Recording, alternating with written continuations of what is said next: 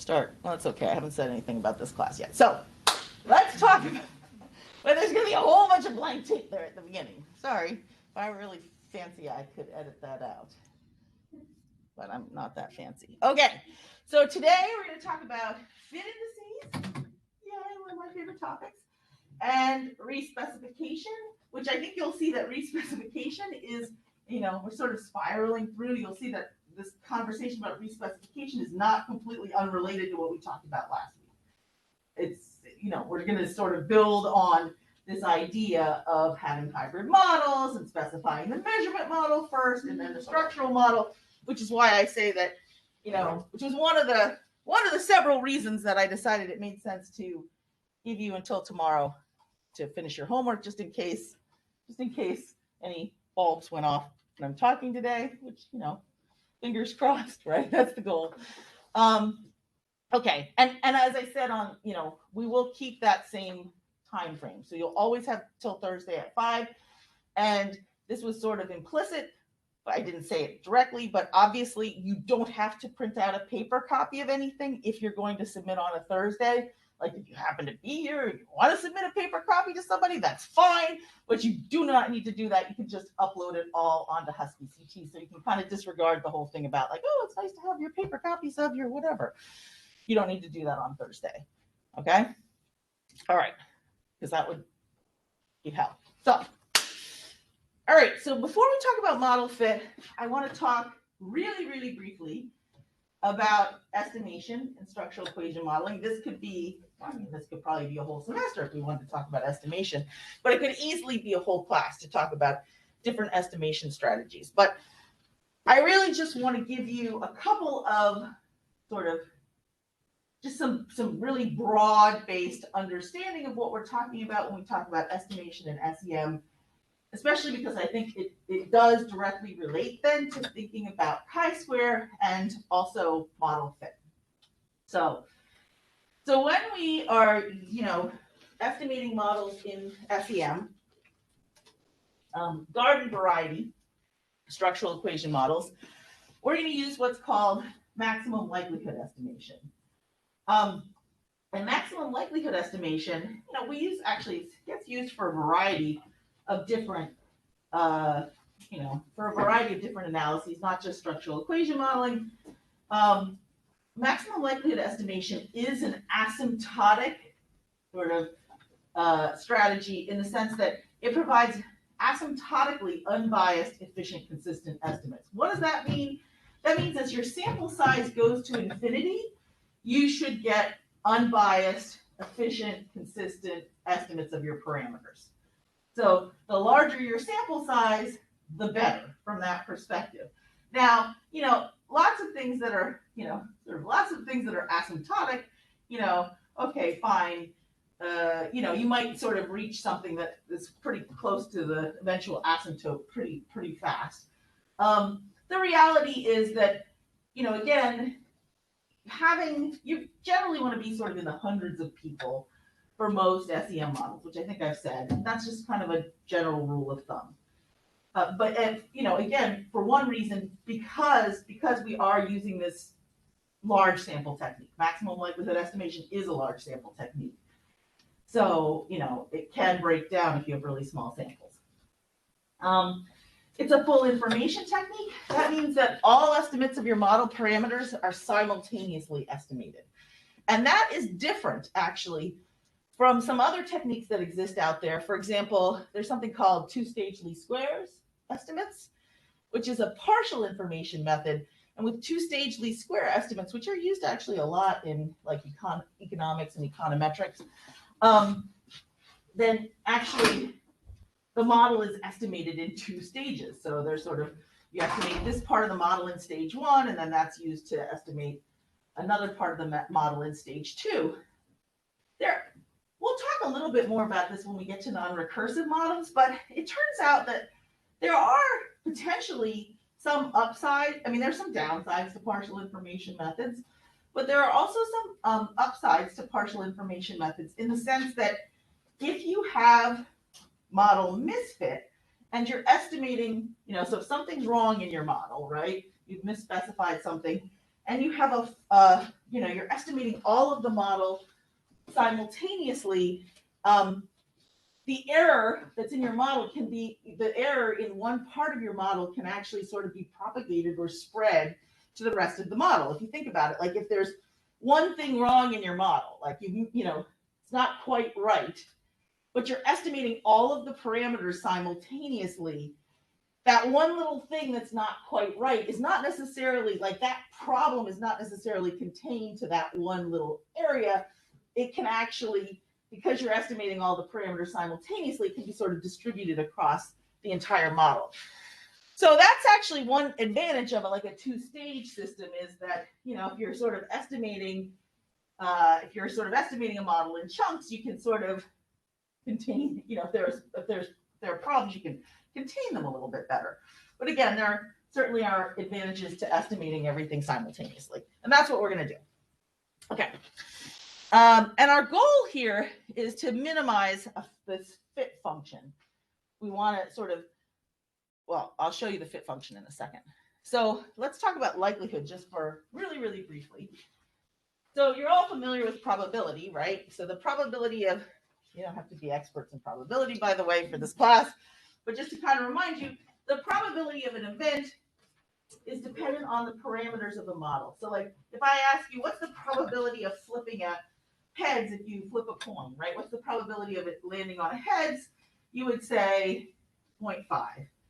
And like that 0.5 is actually the model parameter, and you know that. You have this sort of knowledge that if it's a fair coin, there should be a 50% chance that it lands on heads and a 50% chance that it lands on tails. And so the probability is 0.5, and that is like before you have any data, actually. So right, that's this parameter. The likelihood is the likelihood of so when we talk about the probability, we say the probability of observing X given the parameter. So like, what's the probability of flipping a head that's observing X given the parameter, right? Okay. We flip that on its head, actually, when we talk about likelihood. So the likelihood is the likelihood of observing a given parameter given the data that you have. So it's the likelihood of the parameters given the data. So you see the difference? Like, you didn't have any data when you said the probability is 0.5. You just like knew that, free of data. But with likelihood, we're saying, what's the likelihood of observing, or what's the likelihood of, these parameters, right, given the data that I already have? And so the aim of maximum likelihood estimation is really to find the parameter values that make the observed data that you have in front of you most likely.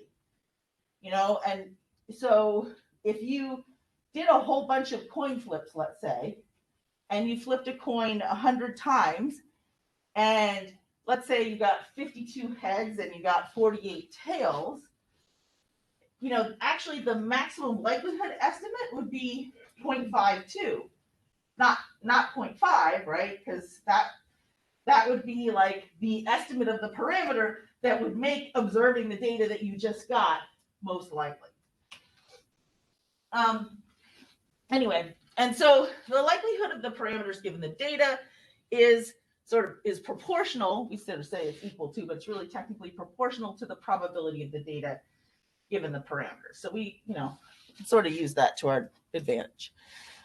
So, if we want to make predictions based on a set of solid assumptions, then we want to use probabilities. Like, we have these probabilities that these things are occurring or not occurring. But when we're analyzing data, we already have the data, right?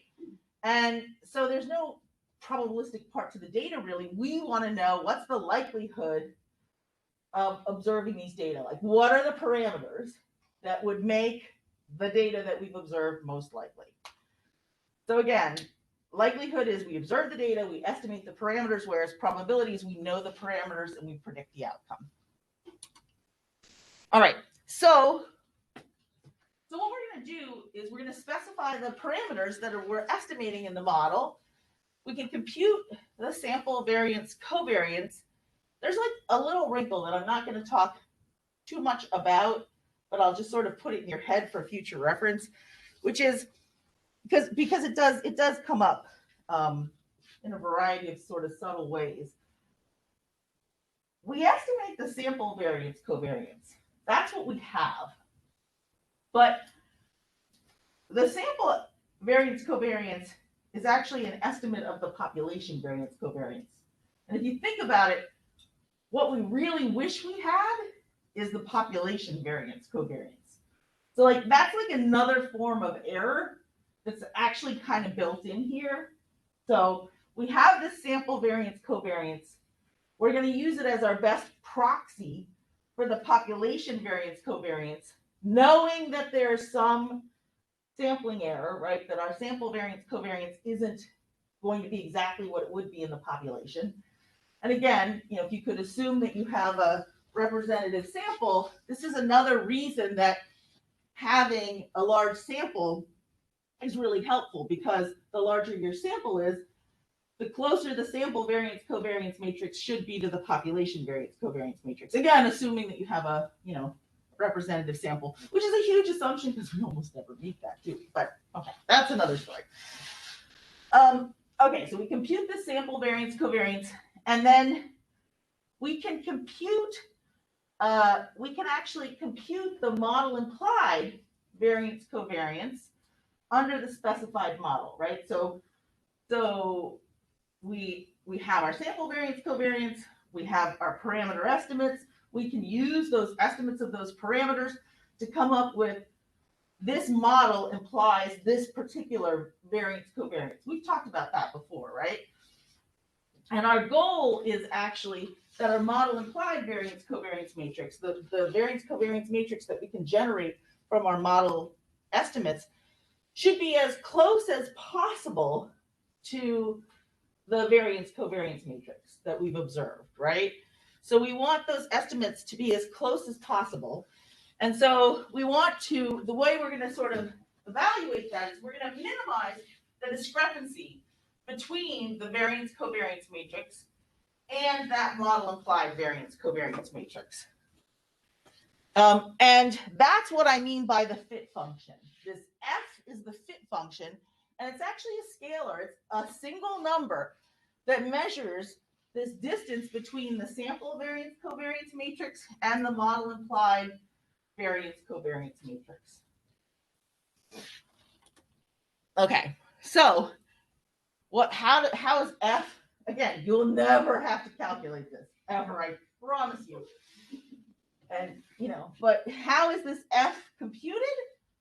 Okay, here's the formula, and at first it looks mighty scary, but I want to kind of break it down for you so that you can sort of see what's going on.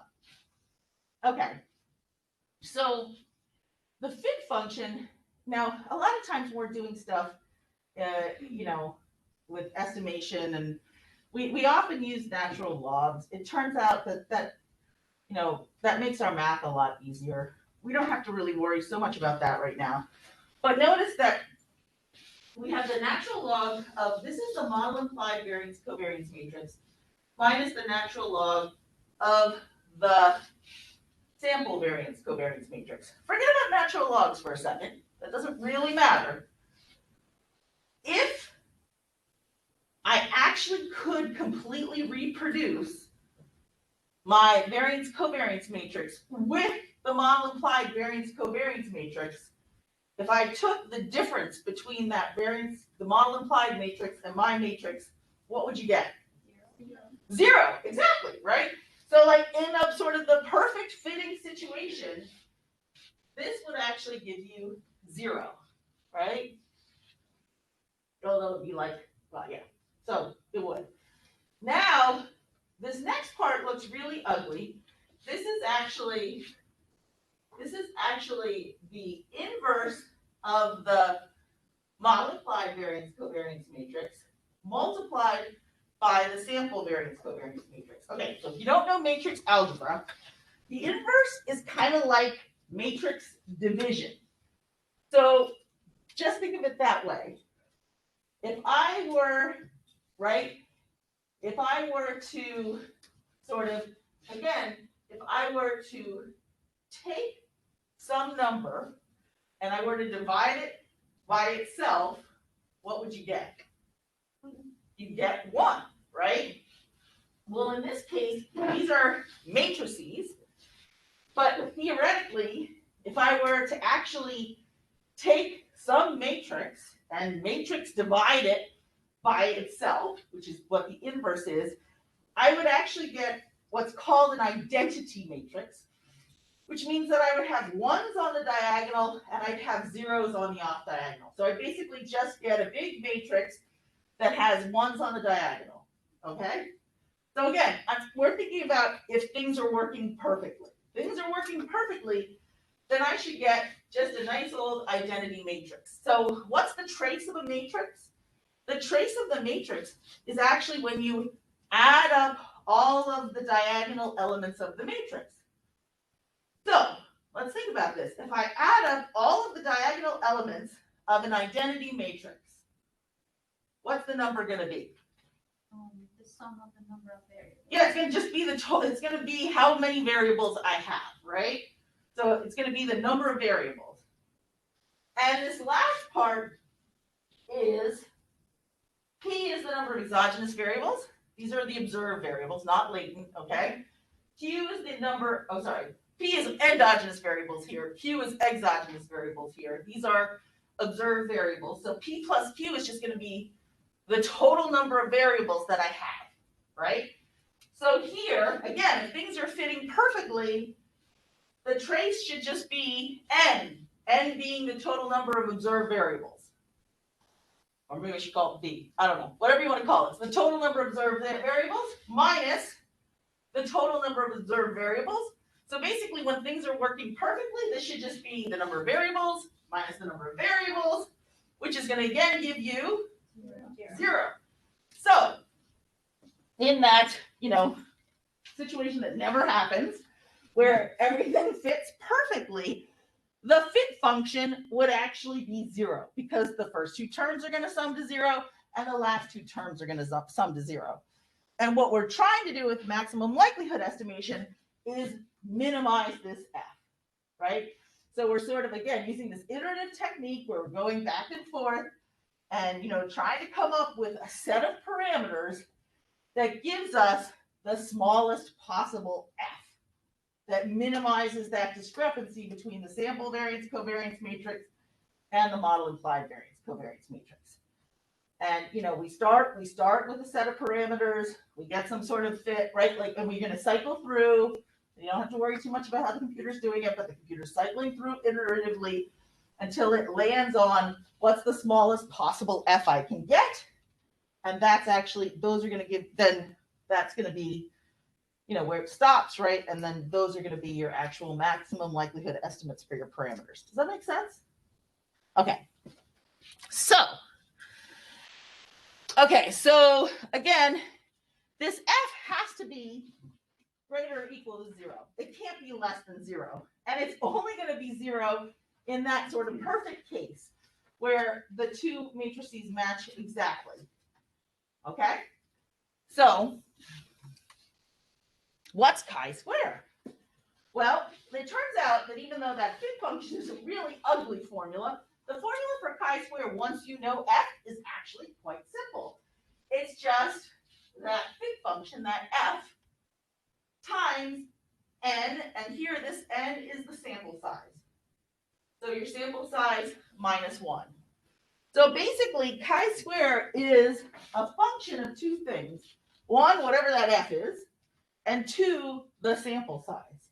And so I've said in prior classes that, that chi-square is a function of sample size. The larger the sample size, the larger the chi-square. But now you can really see for yourself that it is really, really a function of sample size. Like, no lie, totally. And remember, I did that little thing on the second week where I showed if you had an n of 120, here's what your chi-square would be, and an n of 240, right? You can see why now, it was almost exactly double. Not quite, right? Whatever, it's n minus 1 and not n, but so this is one of the reasons that chi-square makes a really lousy measure of model fit. because it is so dependent on sample size, right? It's a Yeah. equation is just for the chi-square that tests the difference between models, right? No, this is for chi-square. This is the chi-square that you get. The model chi-square that comes out in your output is a function of the fit. It's just the fit function times n-1. So if you knew what the fit function, if somebody said, I don't know what the chi-square is, but I have 1,000 people, and here's my fit function, which nobody's ever going to do, right? But if they did, you could easily compute that chi-square for them. You'd be like, oh, it's just 999 times whatever your F is. And this is actually your model chi-square. Now, when we do a chi-square difference, if you think about it, we're taking n-1 times the fit function for one model minus n-1 times the fit function for the next model. And so even though, we're creating a difference, you can see that even the chi-square difference test is going to be affected by the sample size, right? Because the bigger the sample size, the bigger both of those chi-squares are going to be. And so even the chi-square difference test is not immune to these sort of sample size issues. Okay. Oh, I already talked about this error propagation. I should put that earlier in the slides. So this is what I was saying about full information models can propagate errors throughout the model. Okay. So fit indices. So because chi-square is so incredibly sensitive to sample size, and because I just said that maximum likelihood estimation is a large sample technique, meaning we want really large samples to actually use maximum likelihood estimation, but as soon as we have really large samples, our chi-square is going to be really big, right? So in that situation, you're almost always going to end up with statistically significant results. People said, okay, well, we can't just use chi-square and degrees of freedom as our sole criterion for determining model fit, right? And so people have come up with a whole variety of fit indices. If you've ever used, I don't know if anybody ever uses AMOS anymore. I haven't used AMOS in years, but if you ever use AMOS to fit SEM models, there's literally an entire page or page and a half comes out of all different fit indices. Way more. That's actually one thing I appreciate about M+. M+ gives you the 4 biggest fit indices, but AMOS gives you 25 different fit indices. We're not going to talk about every possible fit index that's ever been suggested. We're just going to talk about 1 or 2 that are historically important, and then the few that people use right now. And then at the very end of this, I'm going to talk about a couple of new directions that have been proposed for thinking about model fit in SEM just in the last couple of years. Yeah. So the notes on the slide saying that a good fit isn't a valid model, is that only pertaining to chi-squared, or is that going to pertain to all the fit indices we're talking about? Yeah, no, this is true. This is true no matter what. No matter what. Okay. No matter what. I guess I'm just saying, remember that just because a model fits well, and this is really important, a model fits well, that means it reproduces, you get a good, that really just means the model applied variance covariance matrix, it reproduces the variance covariance matrix well, right? There's not much discrepancy between those two matrices. But again, let's use a really stupid example as just a thought experiment. What if I had all variables that were completely unrelated to each other, right? So I ended up with basically all my covariances among all my variables are 0. And let's say my model implied variance covariance matrix also says all the covariances among all the variables are 0. That would actually be a perfectly fitting model, but nothing in the model would be correlated, nothing in the model is correlated with anything else. So from a utility perspective, that would seem like a really stupid model, right? And in fact, what we're going to see is that we sometimes actually get penalized. The higher the more reliable the measurement model is, the more power we have to detect misfit. So the worse something might look like it fits, because we actually have a really good measurement model with highly reliable indicators, which is what's called the reliability paradox. So just remember, I think people just overemphasize, get really focused. I think we're guilty of this all the time, right?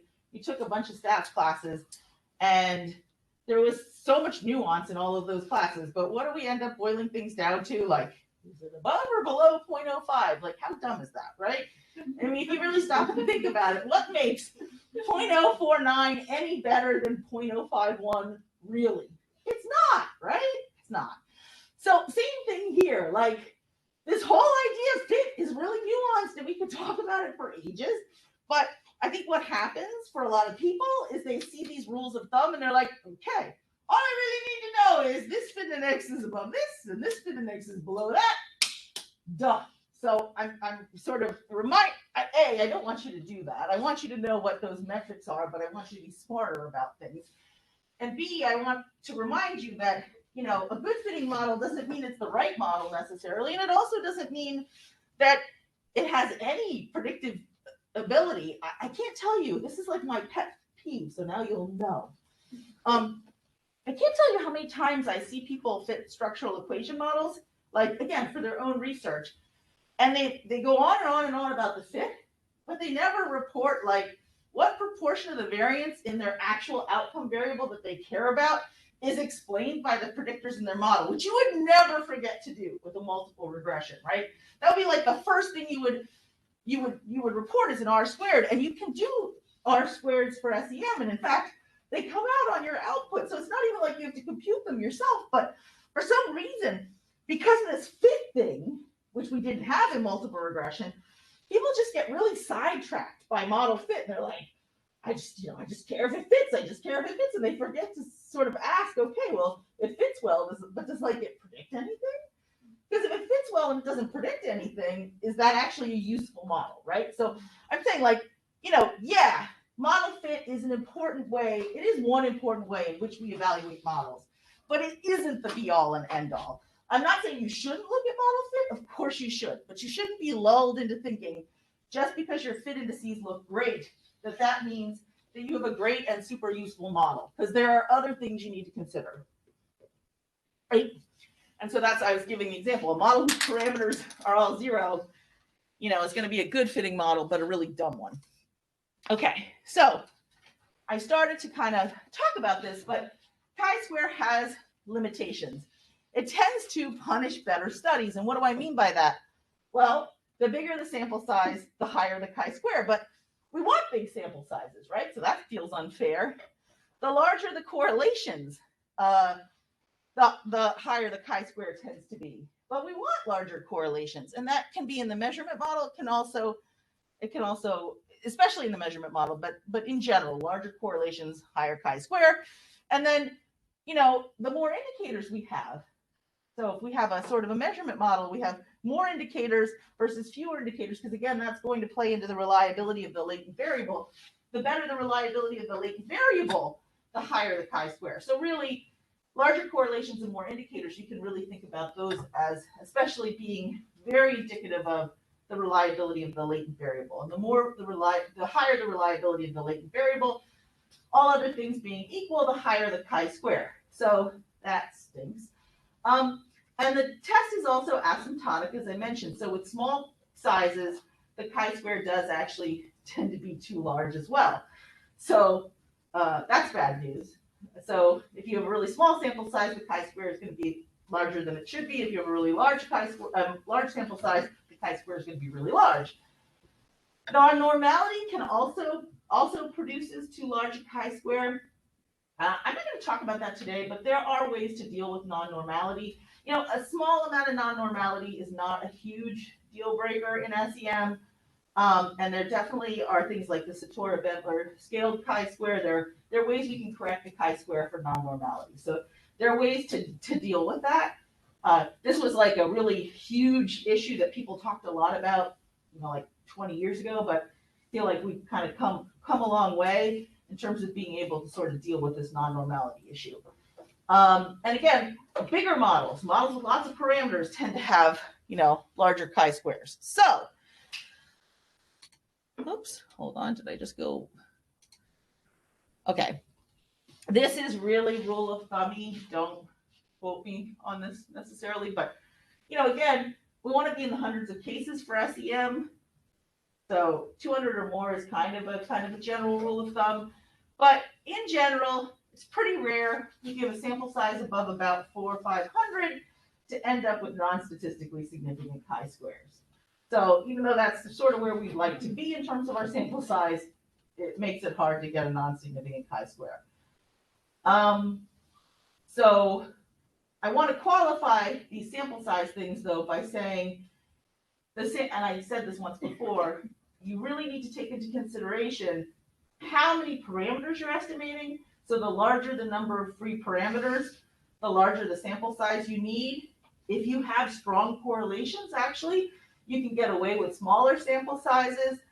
Simpler models, you can get away with smaller sample sizes. Path models, so models that don't have any latent variables, you can get away with smaller sample sizes. And like models where you don't have any free loadings, again, that would be another way you might be able to get away with smaller sample sizes. So that's why rules of thumb are kind of dangerous. But again, we're shooting for big samples, but big samples penalize us in terms of chi-square. Yeah. Parceling, another way. Parceling is another, yeah, you know, we didn't really talk about parceling with CFA, but parceling, what parceling means is that you can take multiple indicators and put them together. So you could create, let's just say, for example, let's say you have 9 items on that would be part of a factor. And instead of having one factor with 9 indicators, you could parcel them, so you could put them into groups of 3 indicators. And then maybe you compute the mean of those 3 indicators, so the mean of these 3 indicators, the mean of these 3 indicators, the mean of these 3 indicators. And now you've got a latent variable where you only have 3 indicators. And there are some advantages to parceling because it reduces the number of indicators. And it also makes it more likely that the indicators are going to have a sort of a more normal distribution potentially, right? Because, you know, again, imagine if you had Likert scaled items and now, you know, instead of having like a 1 to 7, now you've got the mean of 3 indicators that were measured on a 1 to 7 scale. So you're going to get something that's really looking more continuous and potentially more normally distributed. What are the downsides to parcels? Anybody know? The problem with parcels is if you really want to know what the relationship between your items and the factors are, so when you're doing, especially when you're doing validation work, you can't actually get at that if you parcel the items together, right? So, so I think parceling is a really good strategy when you're really interested in the structural model and you want to have a measurement model to fit latent variables, but you're not really trying to do like instrument related work to say, these are the right items. I'm showing you that I've developed the scale and these are the right items and they relate to these factors. If you're trying to do validity work for the measure, like if you're working on a measurement model or trying to do validity work, then I would say parceling is a really bad idea.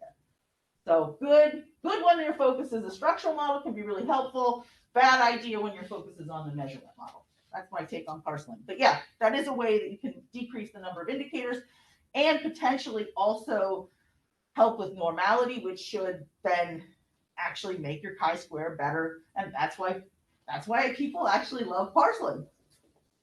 Because when you parcel, generally your chi-square looks better. So, okay. So so there are all these fit indices that exist.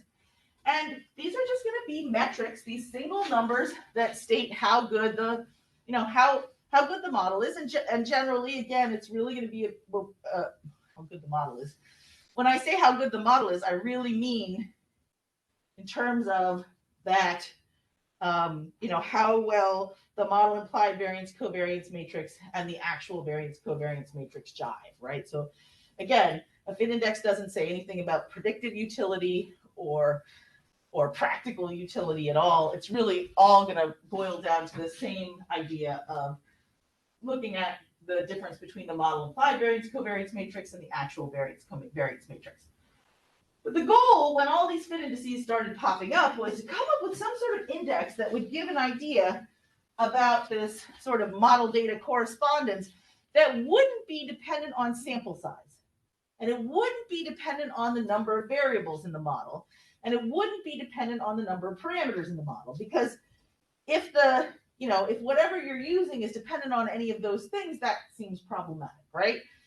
And so, okay, one way we can kind of think about, and one, this is actually used for a bunch of fit indices too. One way we can kind of think about how we could come up with a metric for my model and sort of how well it fits would be to say, okay, what would be the fit of the best possible model, right? And if we think about that, what would be the chi-square for the best possible model? We know that, right? I mean, theoretically, again, assuming that there's no sampling error in our variance covariance matrix, which is a big assumption, but assuming no sampling error, and we actually have the population variance covariance matrix, then the best possible model would have a chi-square of 0, right? And the perfectly saturated model is the best possible model, and it does have a chi-square of 0, sort of no matter what, sampling error or no, right? Because, okay, so that's the best possible model.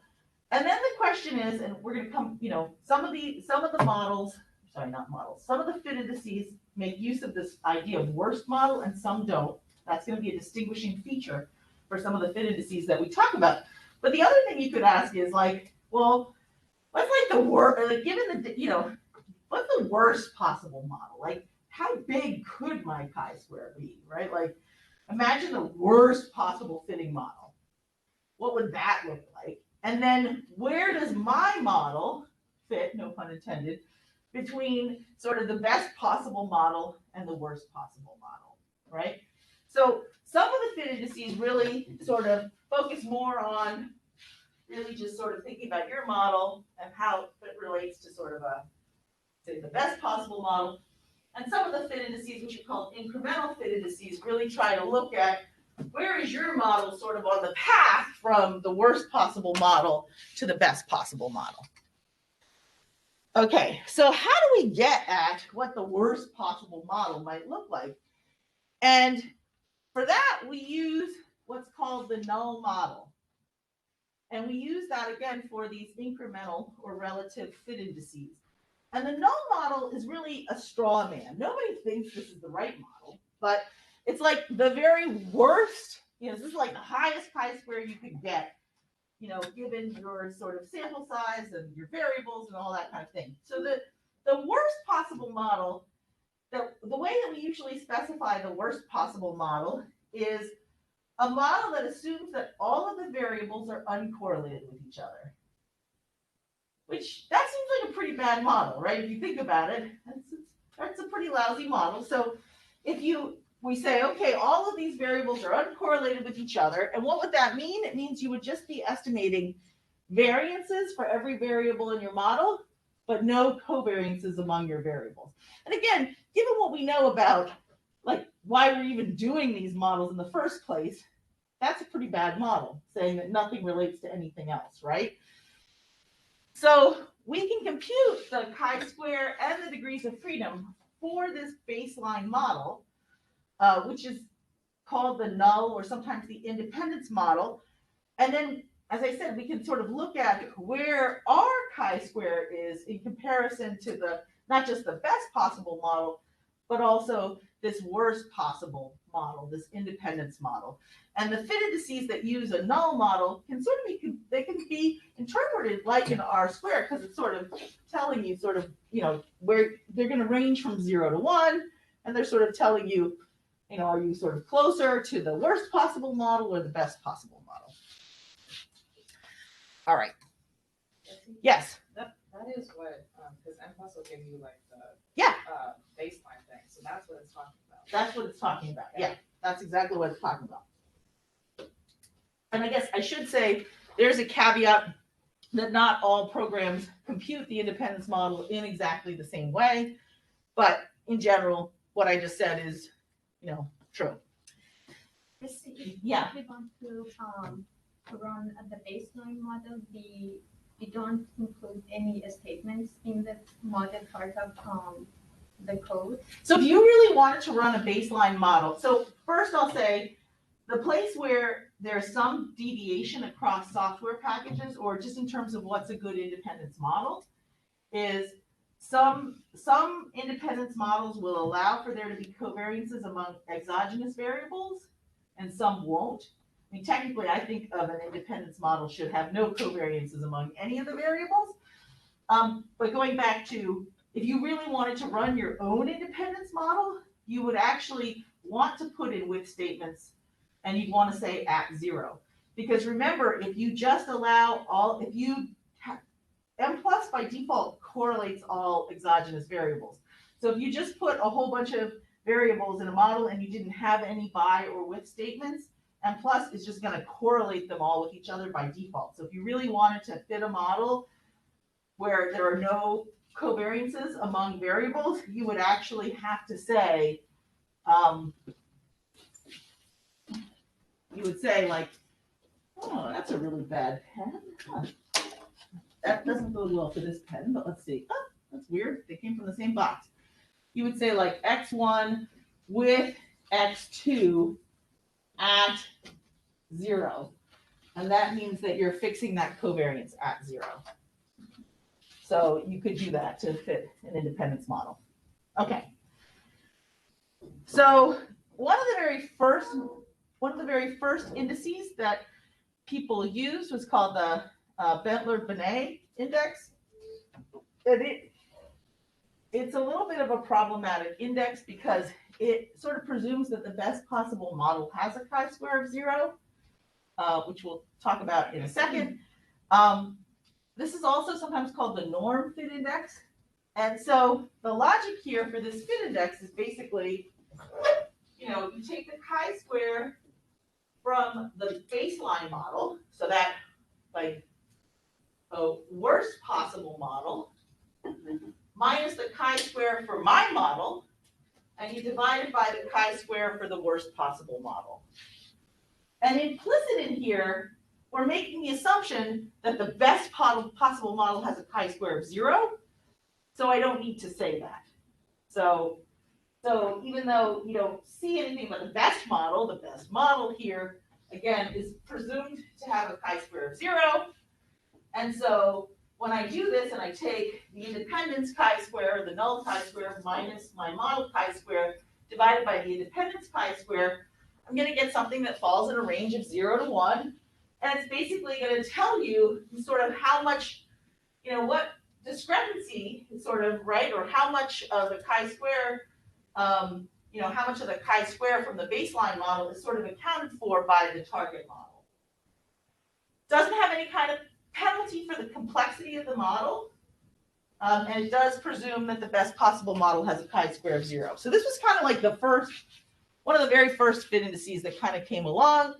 And generally speaking, people will say like, above 0.95 is good, below 0.90 is bad, and sort of in that 0.90 to 0.95 region is like, yeah. Okay. Yeah. If we have the best model has a chi-square of 0, right? Well, this presumes the best model has a chi-square of 0. Then is this equation defined because the denominator is 0? No, because the baseline, B is baseline model, not best model. All right. So it's the worst possible model minus your model over the worst possible model. So it's absolutely defined. And this is really telling you like sort of where you are in the road from the worst possible model to the best possible model, which again is assumed to have a chi-square of 0. Okay. But now, remember that we talked about the critical value for chi-square. And do you remember that I said that when you have a large number of degrees of freedom, the critical value for chi-square is something a little bit more than the number of degrees of freedom. So I gave the example that like, if you have 100 degrees of freedom, let's say, I don't know what the critical value of chi-square is, but it's going to be something a little bit more than 100. Not that much more, a little bit more than 100. And if you think about what chi-square, again, this critical value is sort of, we're thinking about this idea that there is sampling variability, right? So like, if something, again, if this discrepancy were really sort of 0 in the population, what degree of discrepancy might I expect to see in my sample?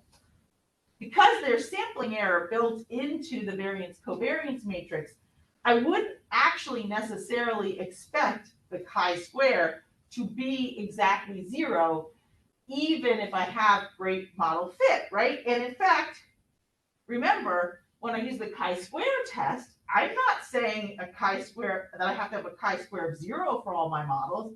I'm comparing it to the critical value of chi-square with whatever number of degrees of freedom I have. So really, when I think about model fit, I should probably be doing the same thing here and saying, oh, okay, I shouldn't be comparing to a model where the chi-square is 0. That's kind of unreasonably, like an unreasonable expectation. And I know that there's going to be some sampling error, right, in my variance covariance matrix, etc. So I should really be sort of maybe coming up with a metric that says, hey, a good model is going to be non-statistically significant. Like a good model, I don't expect a good model to have a chi-square of 0, but a good model would have a chi-square that's about the same as its degrees of freedom. And so I'm sort of setting a different idea about what my best model is here. I'm not expecting a chi-square of 0 anymore. I'm just saying, like, hey, it would be a really good model if the chi-square is the same as its degrees of freedom. Follow that logic? Does that logic kind of make sense? Okay, so the TLI uses that logic and says, okay, instead of just saying, I'm going to take the baseline, if you look at the numerator here, the numerators are exactly the same as the Bendler-Bonnet. But now I'm actually, instead of just saying, okay, the chi-square for the baseline model minus the chi-square for my model divided by the chi-square for the baseline model, I'm saying the chi-square for the baseline model divided by the degrees of freedom for the baseline model, right? And again, let's say in a really good situation, that would actually give me like, well, actually, I don't know what it'll give me. It's not a good situation because it's the baseline model. So forget that for a second. It's going to give me something big, right? This is going to be some big number. But here we go. For the chi-square for my model divided by the degrees of freedom for my model, when it's a good fitting model, this should actually give me 1. This ratio should be 1, right? Follow? And then here we have the exact same thing in the denominator. So this is the same exact thing. And this minus 1 is because, again, I'm saying in that good fit case, this ratio would be 1. So I'm going to put a 1 here. So basically, if things are working well and let's say my chi-square to degree of freedom ratio really is 1, which would be indicative of a good fitting model, then I'm going to get like x minus 1. Doesn't matter. Whatever number minus 1 divided by that same number minus 1. And so I'm going to have the same thing in the numerator and the denominator. And so I'm actually going to get 1, right? So the number is going to be 1. Now with the TLI, I mean, theoretically, you could get a chi-square that's even lower than your degrees of freedom. Almost never happens, but it's theoretically possible. And if that happened, then actually you would get a number that's above 1. But with the TLI, we actually, if you end up computing something that's greater than 1, we just set it to 1, right? Is it like, so theoretically you could get like 1.01 or 1.02 if you just use this computation. But anytime you get anything higher than 1, you're just going to call it 1. Now, there is no real penalty here for adding parameters to the model, so that's kind of one issue. And it does tend to decrease as the chi-square to degree of freedom ratio declines. Okay, so this is the Tucker-Lewis index, the TLI, and this is how it's computed. And this is one of the things that's actually reported on your M+ output. Okay, so there's another very similar, yeah. Wait, you just said that it doesn't have a penalty for adding parameters, but in the slides it says the previous model doesn't, or the previous fit index doesn't, but the TLI does. Well, it doesn't, I mean, you have this chi-square to degree of freedom ratio, so it does sort of take into account the degrees of freedom, but it doesn't, it tends to actually, it tends to work better when you have fewer parameters. So it doesn't, oh, I'm sorry. Yeah, you're right. The Bentler-Bonnet has no penalty for adding parameters, and this does have a penalty. But it decreases as the chi-squared degree of freedom ratio declines. So yes, you're right. I misspoke. I apologize for that. I just want to check. Yeah. No, this does have a penalty for adding parameters, but I think we'd argue that like the next penalty we're going to see with the CFI is even better. What I'm trying to say, but I mumbled. So, so remember here we've got the chi-squared divided by the degrees of freedom. Okay. Now the CFI says it's sort of like the same logic, except for instead of dividing now, we're going to subtract. So here we've got the chi-square for the baseline model minus the degrees of freedom for the baseline model minus the chi-square for your model minus the degrees of freedom for your model divided by the chi-square for the baseline model minus the degrees of freedom for the baseline model. So like the logic here is almost identical to the logic for the TLI. Sorry.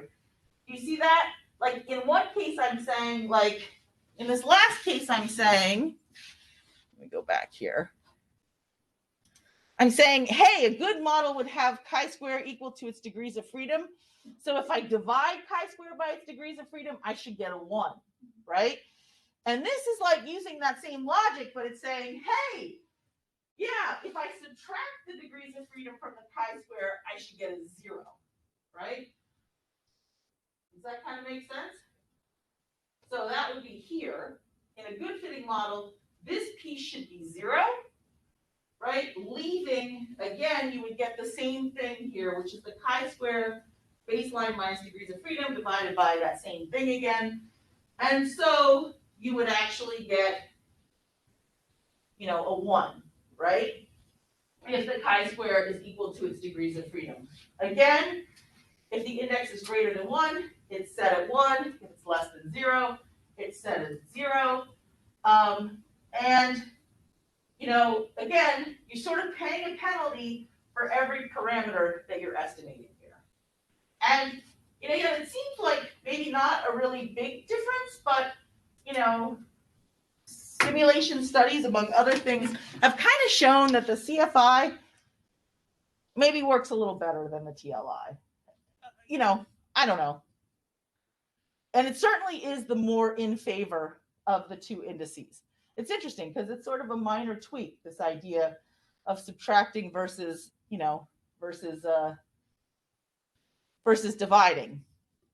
But you know, it's sort of considered that your CFI is sort of more accurately sort of assessing penalties than the TLI is. Again, TLI is better than the Bentler-Bonnet. I think there are those who would say the CFI is better than the TLI. My experience has been most of the time the TLI and the CFI look fairly identical, as you would expect. But it's always really interesting when they diverge. And I always find myself asking, like, why is that? Why is it in this model the TLI is like 0.93 and the CFI is 0.98 or whatever? That's fascinating, yeah. Is there any number of parameters at which it becomes a little less accurate or penalizes too much, or does that kind of hold across any number of parameters? You know, again, I think there are some simulation studies that would suggest that it's, you know, yeah, I mean, I think as the number of parameters goes up, it's not completely invariant to the number of parameters, but certainly far more invariant than the Bentler-Bonnet, and maybe a little bit more invariant than the TLI, slightly more invariant. Yeah. Do you provide maybe one, two rules of thumb for the TLI? And the Oh yeah. Sorry, I think maybe. Oh yeah, I didn't have it on that slide, but yes, the rules of thumb for the TLI and the CFI. Again, really gross rules of thumb. 0.95 and above is considered to be good. Less than 0.90 is considered to be bad. It's just like the Bentler-Bonnet, actually. Okay. And then 0.90 to 0.95 is sort of this region where, you know, if you're in there, you're going to say it's good, right? But maybe it's not so good. Sort of mediocre. So those are the rules of thumb. So here we're hoping for 0.95 and above for the TLI and the CFI. So when you say that, does that mean like in practice?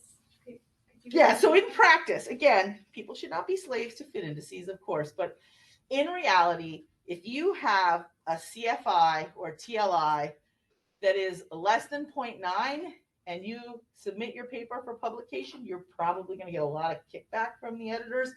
And depending, even if it's between 0.9 and 0.95, you may still get a lot of kickback. But like guaranteed, nobody's going to buy that it's a good fitting model if the TLI and or CFI are below 0.9. And there certainly are a lot of people that would hold you to that higher standard of 0.95, but again, there's some variability across fields and across journals and across reviewers in terms of whether they're going to let you go with like a 0.93 and call that good or not. But for sure, anything less than a 0.9 is kind of catastrophic from a reporting of fit index kind of scenario. Yeah. Would there ever be a situation where one of these is around that 0.9, but then the other criteria are all within more acceptable bounds? Yeah, totally. Well, so that's what's really interesting. So generally speaking, the TLI and the CFI are they're gonna be close. It's gonna be rare that you get these deviations. Again, you could sit down mathematically and figure out when that's gonna be the case, but like 99% of the time, they're gonna really kind of be yoked together and be very close, which is why people usually only report one of the two because they're kind of redundant. And the CFI, I would say, is the one that's more popular. So I would report the CFI. If you only reported the TLI and not the CFI, people would probably be like, oh, maybe it's one of those models where the CFI, right, they differed, whatever. Or why'd you pick the TLI instead of the CFI? CFI is definitely the more popular of the two. TLI is a little earlier. CFI is a little later in terms of the history. So CFI is the more popular.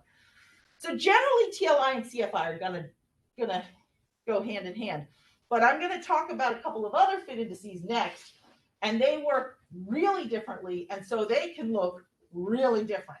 And so something can look good with one of these fit indices and look not so good with another fit index. And that is not uncommon, actually. Okay, so next, this is the most popular fit index, by the way, by far. You're only going to report one fit index. It's Irmsea.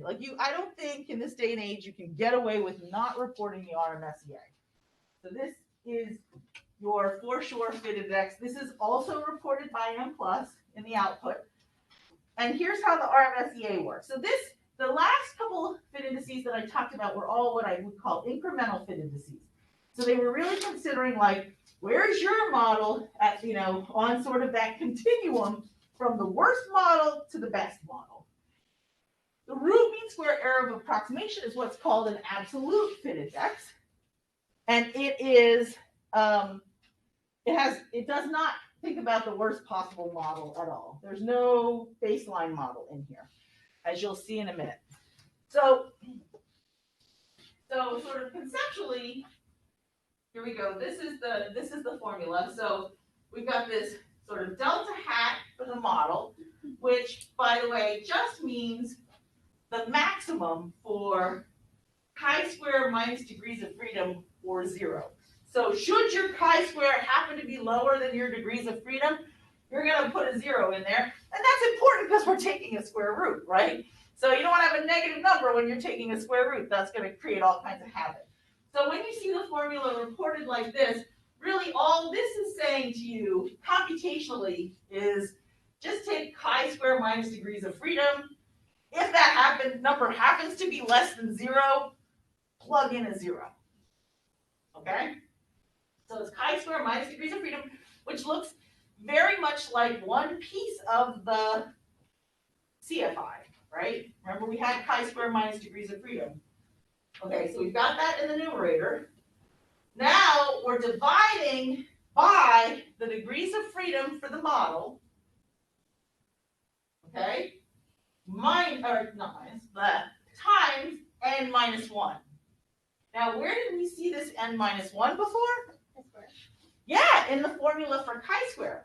So if you think about it, we're like dividing by that n minus 1. So we're sort of taking that, right? If chi-square is the fit function times n minus 1, right? Here what we're doing is we're saying I'm taking chi-square minus the degrees of freedom, and I'm dividing it by the degrees of freedom times n minus 1. So I'm basically sort of taking that n minus 1 piece back out again.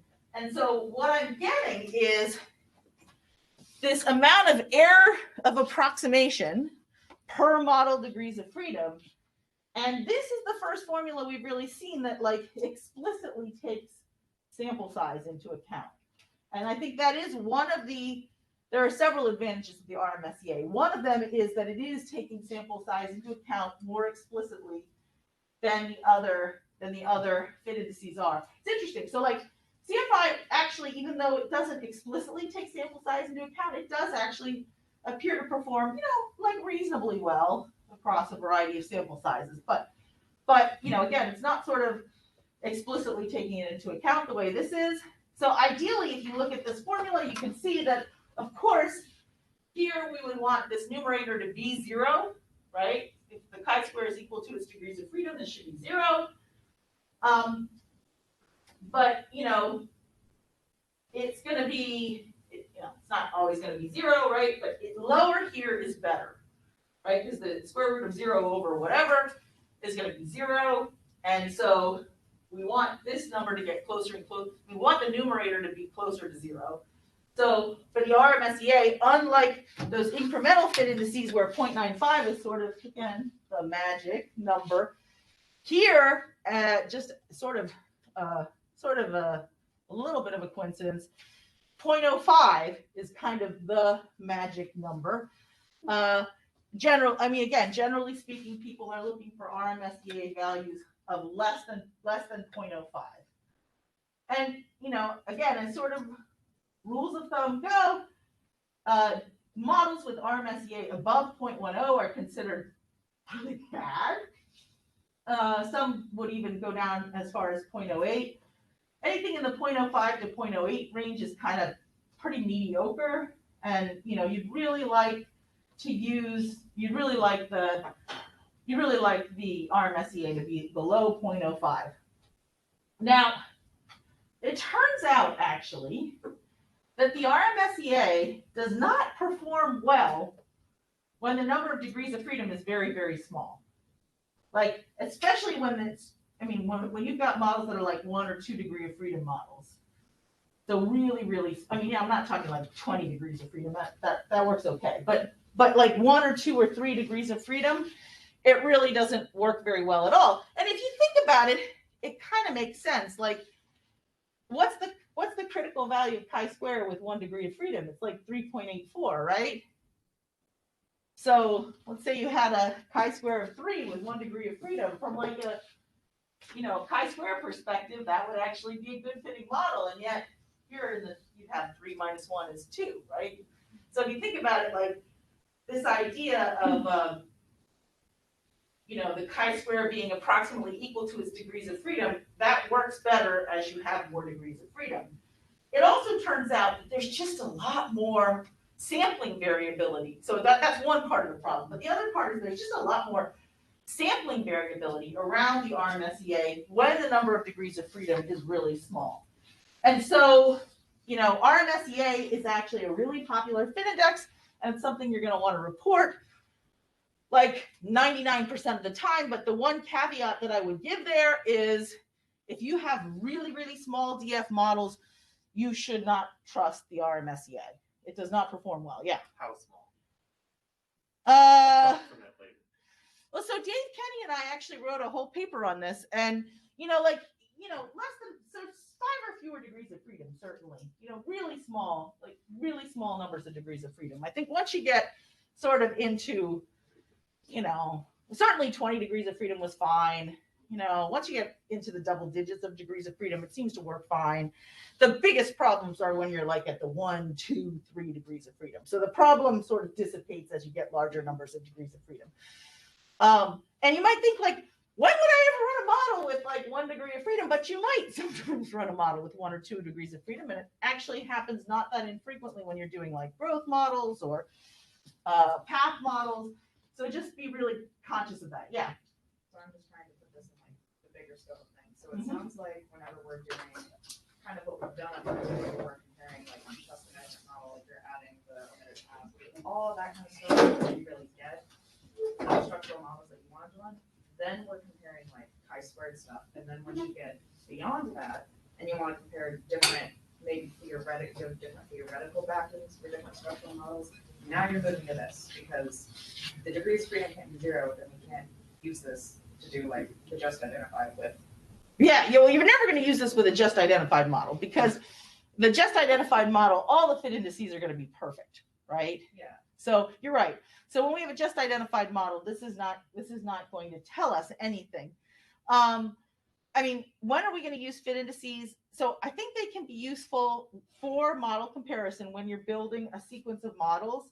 You know, I was talking about the chi-square difference test, which is great. But again, if you have a humongous sample size, that chi-square difference test can even be problematic, right? So you can supplement. I mean, I always like to do the chi-square difference test. I think that's good, but you can sort of supplement by looking at these fit indices too. And what you'd like to see is that the fit index, I mean, you know, again, ideally the model with the higher fit index is better.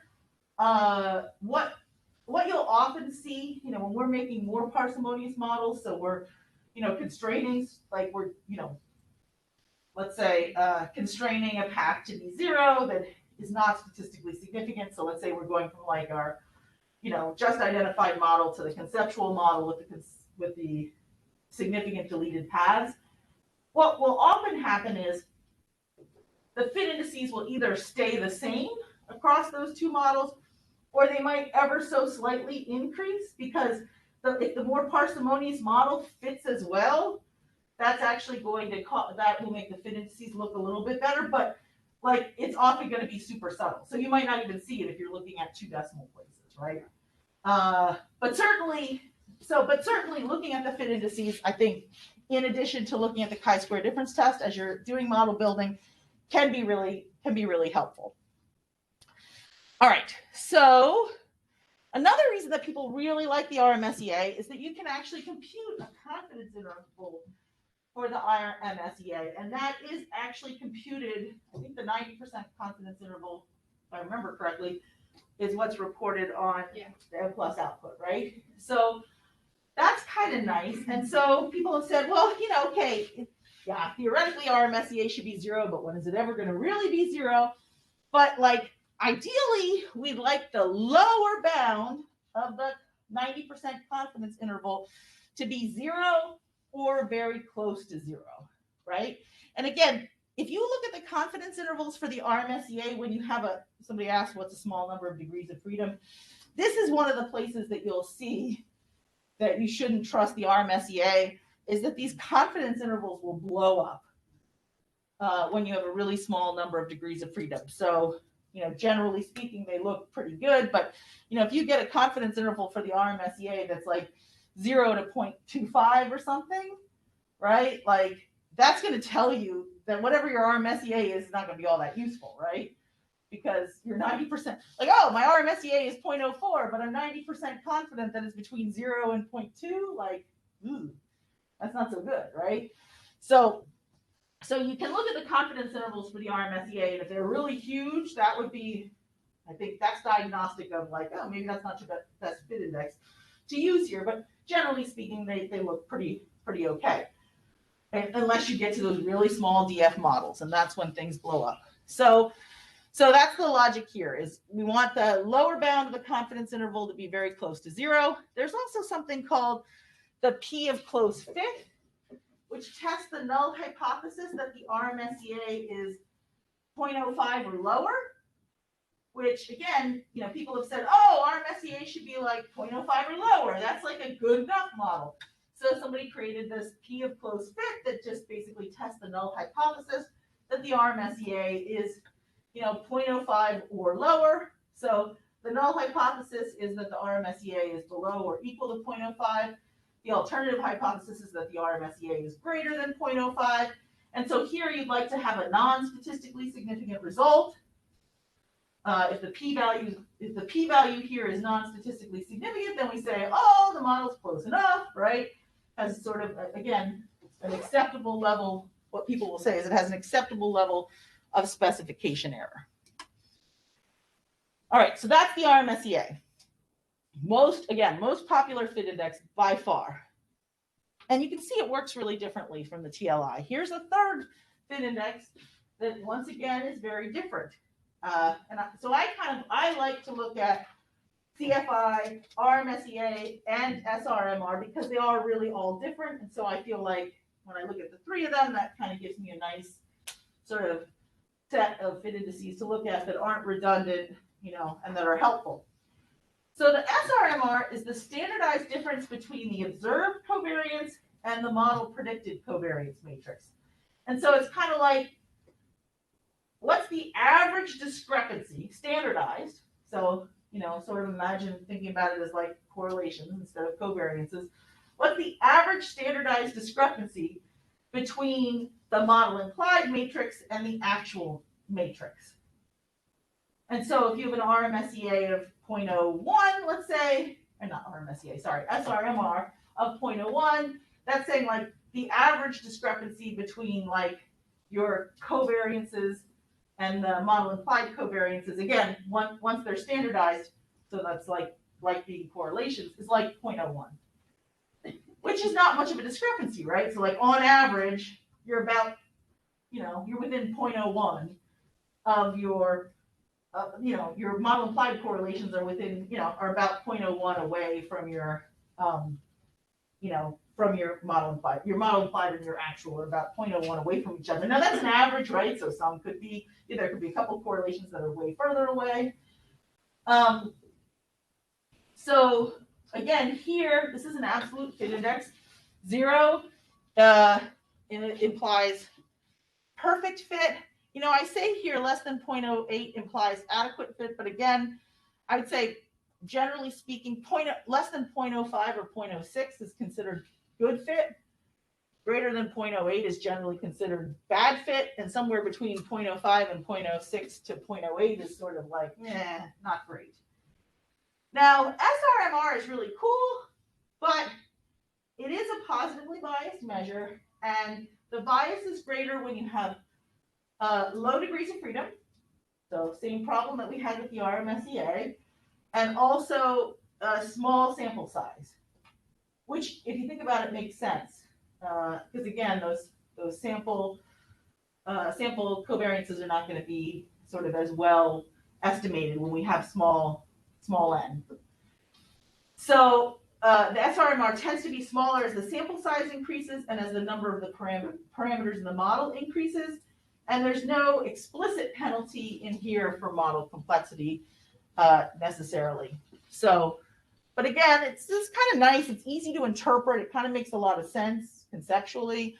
So it can be a nice metric to look at. Okay, so how do we compute that? You can. Here you go. Oh, wait, hold on. Go back. There we go. All right.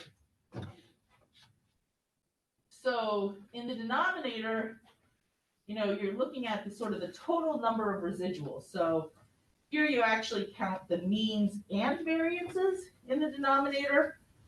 And then, again, in the numerator, you're sort of looking at this standardized residual covariance matrix. That's really what the S is. And so, this can be, I don't think we asked you to compute the, do we ask them to do the SRMR? Okay. So this is nice. It's kind of like a nice overall measure, but I think the thing that's actually more helpful than just, so again, I like the SRMR. I want to see that it looks good, but you also want to look at the residuals individually, because it could be that you have an SRMR that in general looks pretty good. but there could be some residual, like there could be some covariances that you're doing a really lousy job of actually reproducing. And so it's really helpful to actually look at, in conjunction with the SRMR, which is just like an overall sort of boiling it down to one number, it's helpful to look at the residuals individually. Okay, so I'll say more about the residuals in a second. Okay, this is one of my favorite fit indices that isn't reported actually by M+, but it's kind of a cool thing. It's called the Holter, and this just tells you what is the sample, at what sample size would your model be non-statistically significant. So remember, we've got this fit function, right? So that's sort of telling you about the amount of model misfit. And that gets multiplied by n-1 to get the chi-square, right? So I can use that information and backward engineer it to figure out, okay, yeah, my chi-square is statistically significant, but I have 10,000 people, let's say. But I can say, okay, well, what's the critical value of chi-square, right? With the number of degrees of freedom that I have, and multiply that by n-1, which remember plays into that computation of the chi-square. Divide that actually by the model chi-square and add 1. And this is actually going to tell you at what sample size would your model not be statistically significant. So like I have 2,000 people, but my Holter says 523. That means actually if I had a sample size of like 523 or less, my chi-square wouldn't be statistically significant. So like part of the problem with my chi-square is just that I have this huge sample size. So it's kind of nice. We round it down to the nearest integer value because it'll often be a decimal. And it, generally speaking, if the Holter, you want the Holter to be a nice big number, right? Like you'd like it to be like 500 or 1,000 or something like that. A Holter of less than 200 is super problematic because it basically says as soon as you had even a minimal sample size, you had no chance of getting a non-statistically significant chi-square, right? So this can kind of be useful. I mean, and obviously, like if something less than 75 is like, horrible, horrendous, right? So anyway, I kind of like that. I think it's kind of a cool idea. So you asked them for the ORM, SEA, the CFI, the CLI. Okay, but they don't have to do that. I was going to say, I don't think so, because it's like a whole matrix, right? So we don't ask them to do that. That's good. By the way, you can compare model. I talked about when you do a chi-square difference test, you have to have nested models, but you can theoretically compare fit indices across non-nested models. So that's another sort of useful thing about fit indices is that you can compare the fit indices of two non-nested models. There also are information criteria that get used a lot in statistics, things like the Akeki information criteria, the Bayesian information criteria, the BIC or the AIC. I think the AIC and the BIC are both reported in your output. The AIC is basically just the chi-square plus 2 times the number of parameters, and the BIC is the chi-square plus the natural log of the sample size times the number of parameters. And so again, you can use these to compare non-nested models, and there's no way to interpret information criteria on their own. So if you only run one model, you just get something, and there's no, you can't really do anything with it because, but you can compare them across non-nested models. So if I have 2 different models and they're not nested, I can compare the information criteria across 2 different models. And I'm always going to favor the model with the lower AIC or the lower BIC or the lower CAIC. So we always, prefer those. These are used a lot more in like multi-level modeling than they are in structural equation modeling because we have all these other fit indices at our disposal. But you will see these on the output and you can use them as well. Okay, so here are my recommendations. Always report the chi-square and degrees of freedom for your model, no matter what, right? And of course, your sample size. And these are things you're always going to report. You should really report at least 2 different types of fit measures. So at least 2 different measures and at least 2 different types. So like the CFI and the RMSEA, or the SRMR and the RMSEA, or as I said, I like to report all three, the CFI, the RMSEA, and the SRMR. I'm usually reporting all three of those. And they may sort of point you in one may look better than another, but again, I think that's why it's useful to report all three. And don't use the and these aren't even reported in M+, but don't use the goodness of fit index or the AGFI, which is the adjusted goodness of fit index. I didn't even talk about those today because they're that bad, so don't use them at all.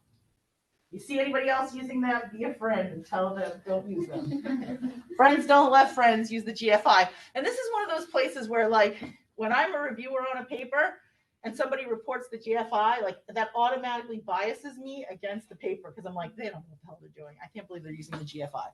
So don't use that. So Yeah? it's reported in M+. It's not. So bad. It's not reported in M+. No, it's not.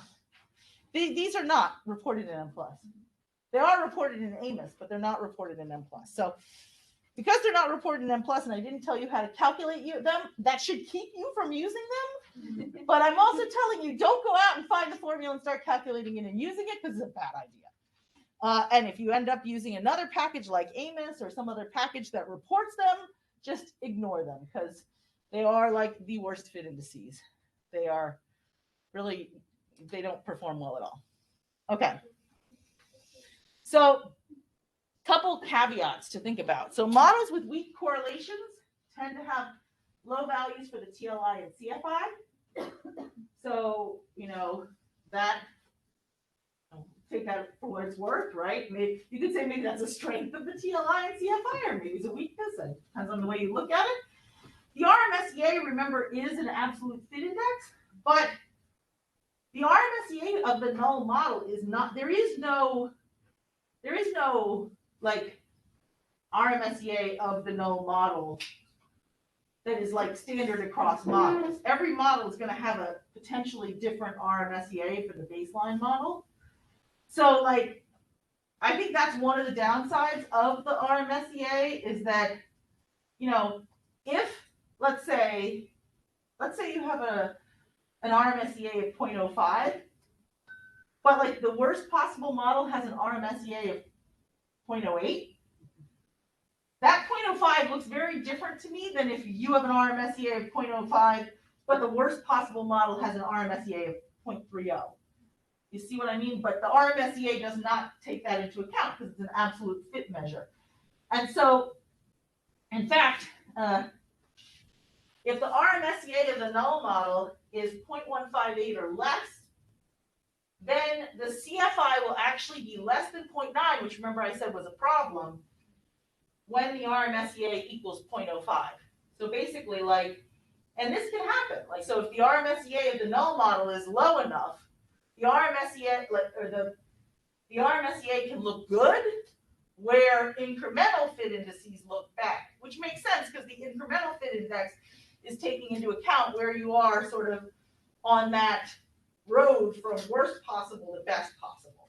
So it is actually helpful to think about what is the RMSEA of the baseline model. And, you know, if the RMSEA of the baseline model is too low, that kind of, you know, is sort of a strike against the RMSEA. Okay, so I'm not going to talk very long about either of these things because, you know, you got to run before or walk before you run. Oops. But there are lots of new things happening in the world of model fit. Lots of new and exciting things. If you get excited by this stuff the way I do, which I do. So the first is this idea of dynamic fit indices. And this is a paper I said 21 and 22 there.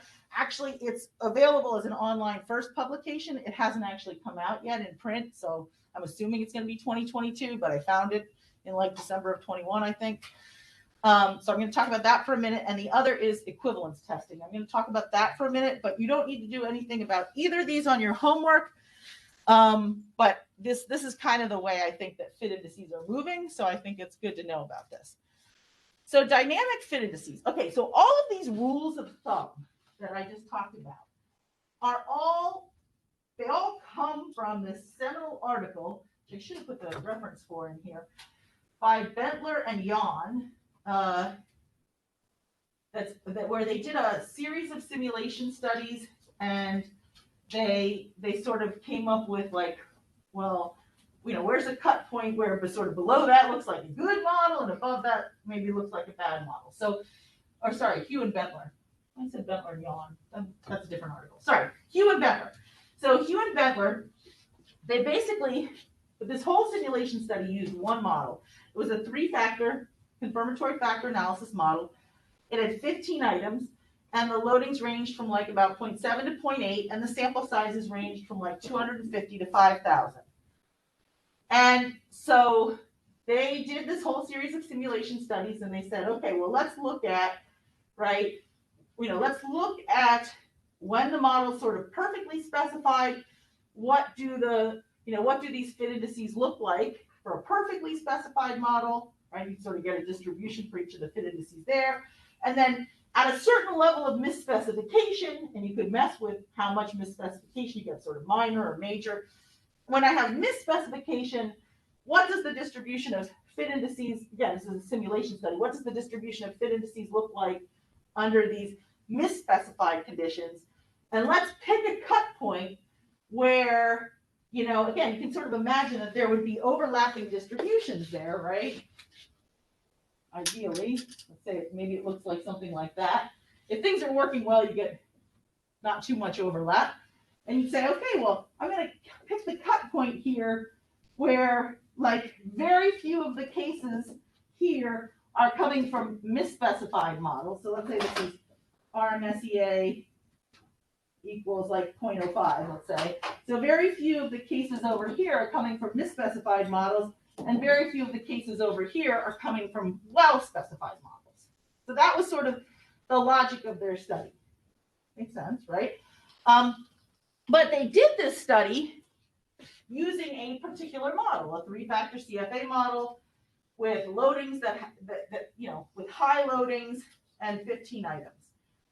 And so what McNeish and Wolf have done, which is pretty cool, and they've actually created a Shiny app, and that's the address there is dynamicfit.app.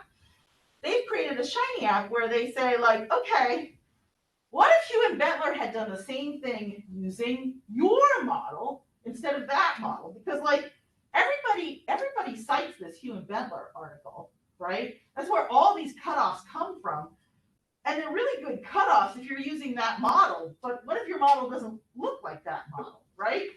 So basically there's this Shiny app, and it's like, oh, okay, well, what if what it's going to do is do this whole little simulation and say, what if Hugh and Bentler had used your model to generate cutoff values, and they use the same kind of ways of, like, there are a lot of limitations here too, because what kind of misspecification do you sort of build in? They build in the same kind of misspecification that Hugh and Bentler did, but there are so many different ways you can misspecify a model, so all of these things are not totally generalizable, but it's still kind of a cool idea that at least you can kind of get some fit index cutoffs that better match your model. Now, one thing is that I think right now the functionality is really for measurement models, for confirmatory factor analysis models. I don't think they have anything, and maybe growth models too, but I don't think they have anything built for like, path models or hybrid models. But I know they're, expanding this work. It's relatively new. So that's kind of cool. So, oops, hold on, I went too far. So, I keep doing that. Don't let me touch this. Okay, so you can dynamically figure out cutoffs for your own model, assuming you have one of the models that you can use this app on. And as they say, this can give you one piece of evidence to sort of use when you're looking at this. And they say, like, your areas of concern might differ from the misspecifications that they've built in. You should also look at the residual correlation matrix, the modification indices, and other types of validity evidence. So that's kind of cool. So again, you don't have to do anything with this for homework, but I would encourage you to check that out, especially if you're doing CFA stuff. It's super cool. And then the other sort of new idea, relatively new idea, is equivalence testing. So this kind of flips hypothesis testing a bit on its head, and equivalence testing is used not just in structural equation modeling, but in other stats too. And so the idea is like, okay, null hypothesis testing isn't actually useful when you want to accept or confirm or endorse a null hypothesis, right? And you're told that over and over again. When you fail to reject a null hypothesis, that doesn't mean that you can say that you accept the null hypothesis, right? So we just know there's not enough evidence to reject it. Doesn't mean that the null hypothesis holds. So equivalence testing actually says, okay, let's like flip this on its head and say, is there some level of misspecification below which I would say, that's close enough, right? Like, instead of saying, because again, if the null hypothesis test is also kind of dumb, because I'm really testing this null hypothesis that, you know, that this, again, this model implied variance covariance matrix is identical to this variance covariance matrix. But like, is there some level of misspecification that is sort of trivial enough that I'd be willing to say, that's small enough, right? And if I can do that, then I could actually set, you know, I could set sort of that as a boundary. And so the idea is like, okay, first you have to have a criteria here for some tolerable size of misspecification. And in their paper, they do this with both the Irmsea and the CFI. And of course, one of the tricky things is you've got to figure out, like, for your model, what would be a tolerable degree of misspecification. And then instead of having a null hypothesis that these two matrices are identical, you say, like, okay, the difference between these two matrices or these two parameters, if you're doing it as a parameter test between two parameters, is greater than some value. So that, and then, you know, if we reject that null hypothesis, then we're actually saying that the statistic is smaller than whatever that value is that we've set. And so rejecting the null hypothesis that the misfit is greater than some value implies that we're sort of close enough. Follow it? So it's like it totally flips hypothesis testing kind of on its head.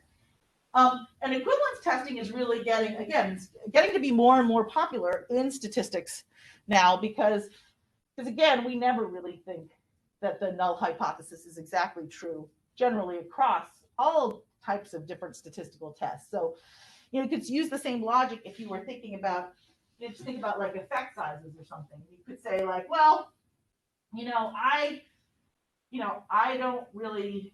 I think any effect size that's less than 0.1 standard deviation units is, you know, trivial enough that I don't care, right? And so again, you sort of use the same logic and say, okay, I'm going to sort of set that the effect size is, you know, greater than, right?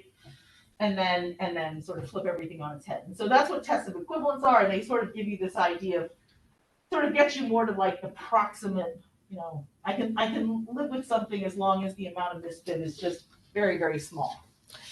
So that's the logic for equivalence testing. I've got the whole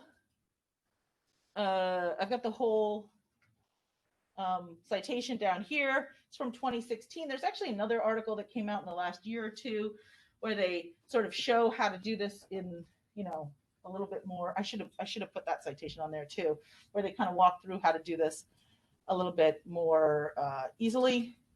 Here's like one last thing I'll say about equivalence testing. So I think one thing that they found from the studies, the simulation studies that they did as part of this article, is that there are big differences between sort of the cutoff values. So they're using an Irmsea of like 0.05, 0.08, and 0.10, and actually they have 0.01 here too. There are big differences between those sort of traditional cutoff values for Irmsea and what you would get under this equivalence testing approach. Especially when you have smaller sample sizes, so that's actually the graph on the left, or smaller degrees of freedom.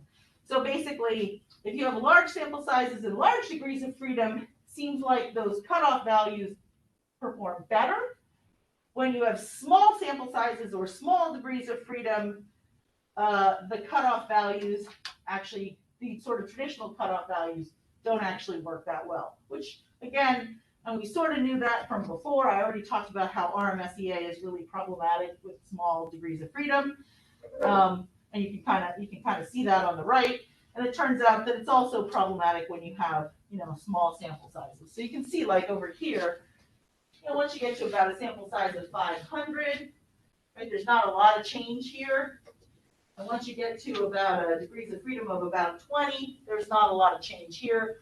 But when you're in that space of less than 20 degrees of freedom or less than, 400 or 500 people in terms of sample size, those cutoff values that we traditionally use don't perform nearly as well. So that's so what I want you to be cognizant of that. Even though you don't have to do anything with equivalence testing, I think there's an important message here. What time is it? I'm afraid to look. Okay. Let me just talk really briefly about standardized versus normalized residuals, then we'll take a break, because that'll be a logical break point. So you can ask for residuals in M+, and you're just going to say, residuals. Does it have an S or not, Jocelyn? I don't think so. I don't think so either. Say residual. If you say residuals and it doesn't work, say residual. Say residual. No, I'm pretty sure it doesn't have an S. No S. Thank you. I don't know why I got a block about that. Certain things, I know. Residual. I can't tell you how many times I put in residuals and then I have to change it. So you think I'd remember.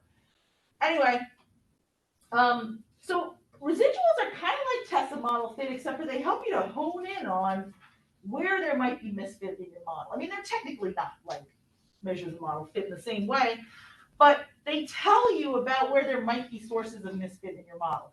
So you've got this variance covariance matrix and your model implied variance covariance matrix. And the residual variance covariance matrix is literally just the difference between the sample variance covariance matrix and the model implied variance covariance matrix.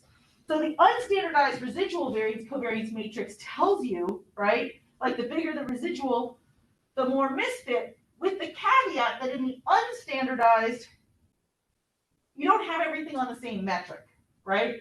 So so you can't really just look absolutely across the unstandardized because, if the original covariance is 2000, right, then residual covariance of 1 doesn't look very big at all. But if the covariance is like 2, a residual covariance of 1 looks really, really big, right?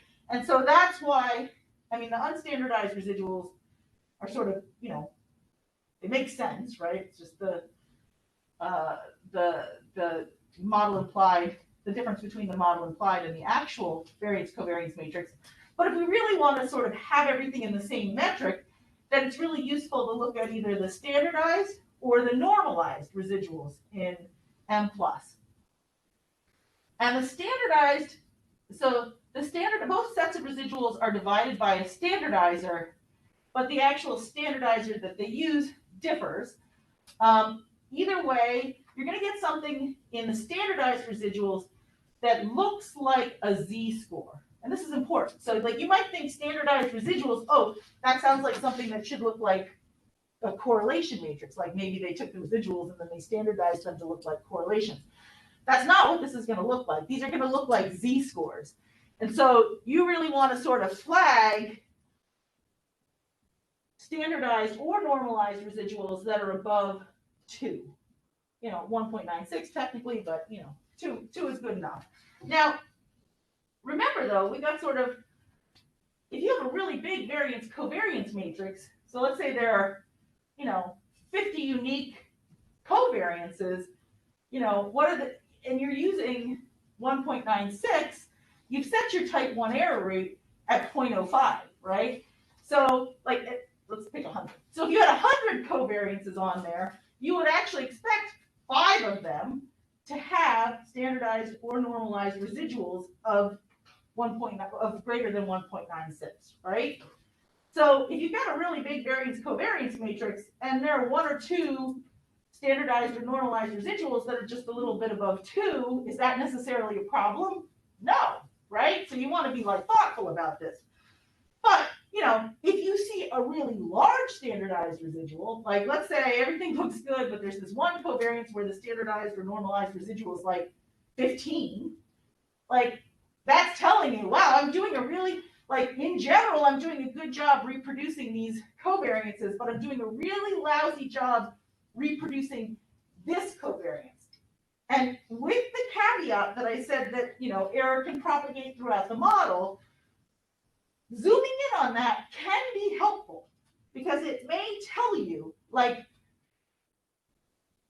you know, again, it may not, your problem may not be right there, but more often than not, your problem is right there. So like, doesn't have to be, but often it is. So it's like, oh, well, why am I doing such a lousy job reproducing this covariance? What's going on that I'm not, like, why am I so far off, right? And then you can look to see if the residual is positive or negative, which also gives you some, you know, insight. But so you're going to look for really big residuals, standardized or normalized residuals, and you're going to look for, you know, or, so that's one thing. Maybe you don't have a lot of big ones, but there are a couple that are really big. You should think about that. Do a little detective work. Or maybe all of them are sort of big. So like you run your model and they're all above 0.2, or not 0.2, 2.0, right? Like maybe none of them are huge, but they're all above 2. That's also problematic, right? So, okay. So, you know, the raw residuals are really, again, like the sample minus the model implied variances and covariances.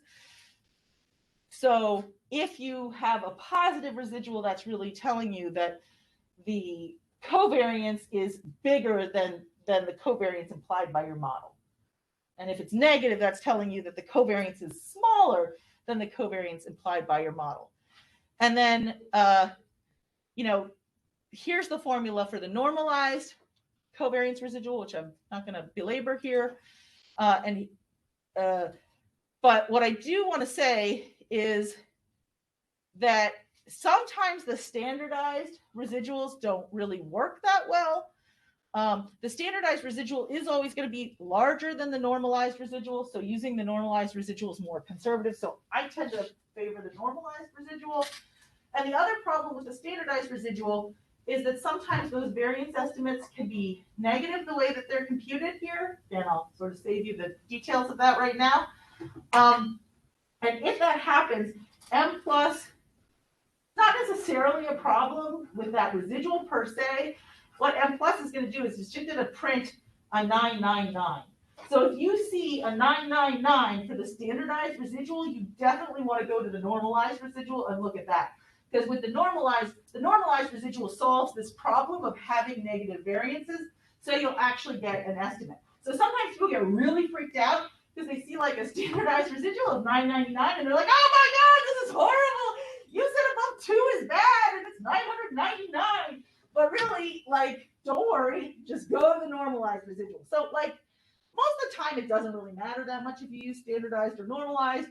But because you won't have this problem with the normalized residual, and because they tend to be a little bit more conservative, I tend to like looking at the normalized residuals. Does that make sense? But again, if you kind of look at them, in the cases where you don't have a crazy 999, you're going to see the standardized just look slightly bigger than the normalized. They don't look, they tend to trend in the same direction. They don't look that radically different. Yeah, okay, so that concludes everything I wanted to say about model fit.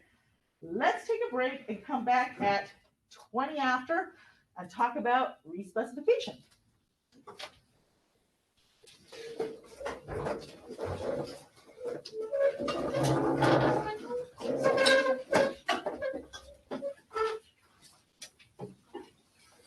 Okay, so what was your question?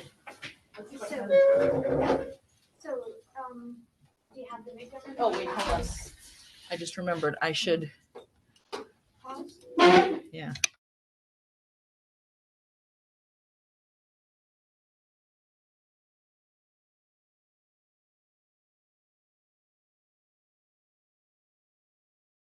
I should turn that on. Okay, from current slide. All right. So this I do feel like this really builds on what we talked about last week in terms of, we talked about hybrid models and we talked about model building.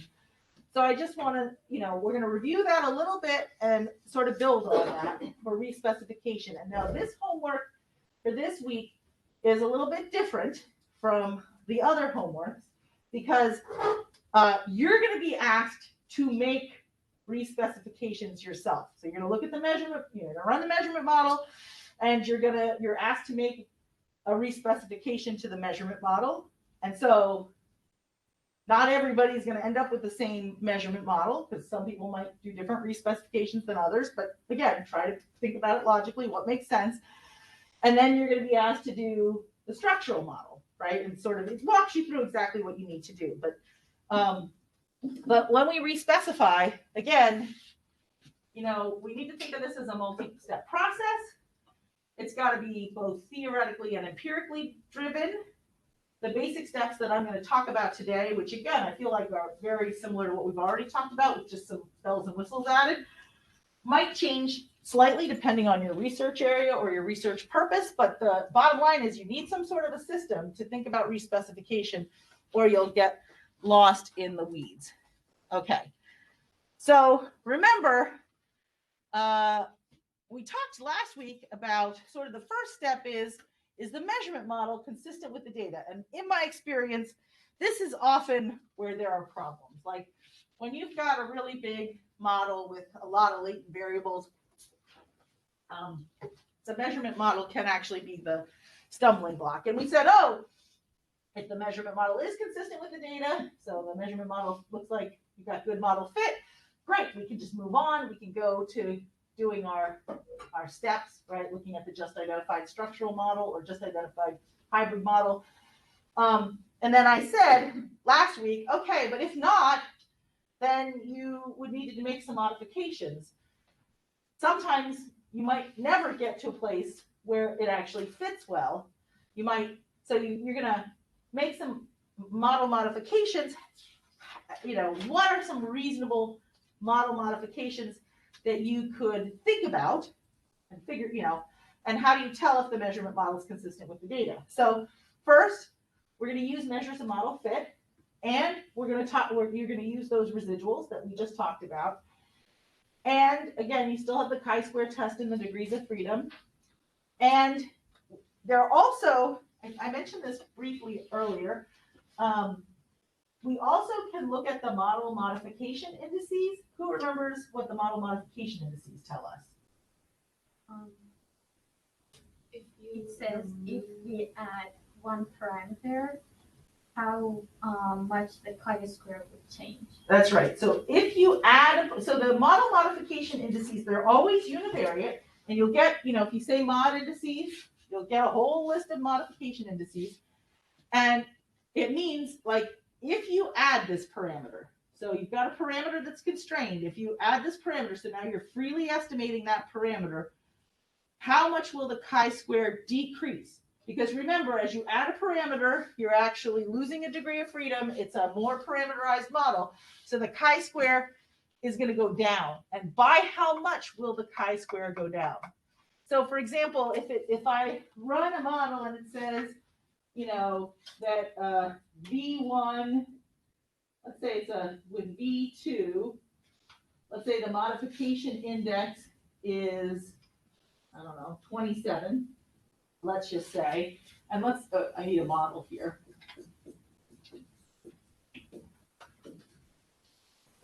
So let's say I've got V1, V2, V3, V4, V5.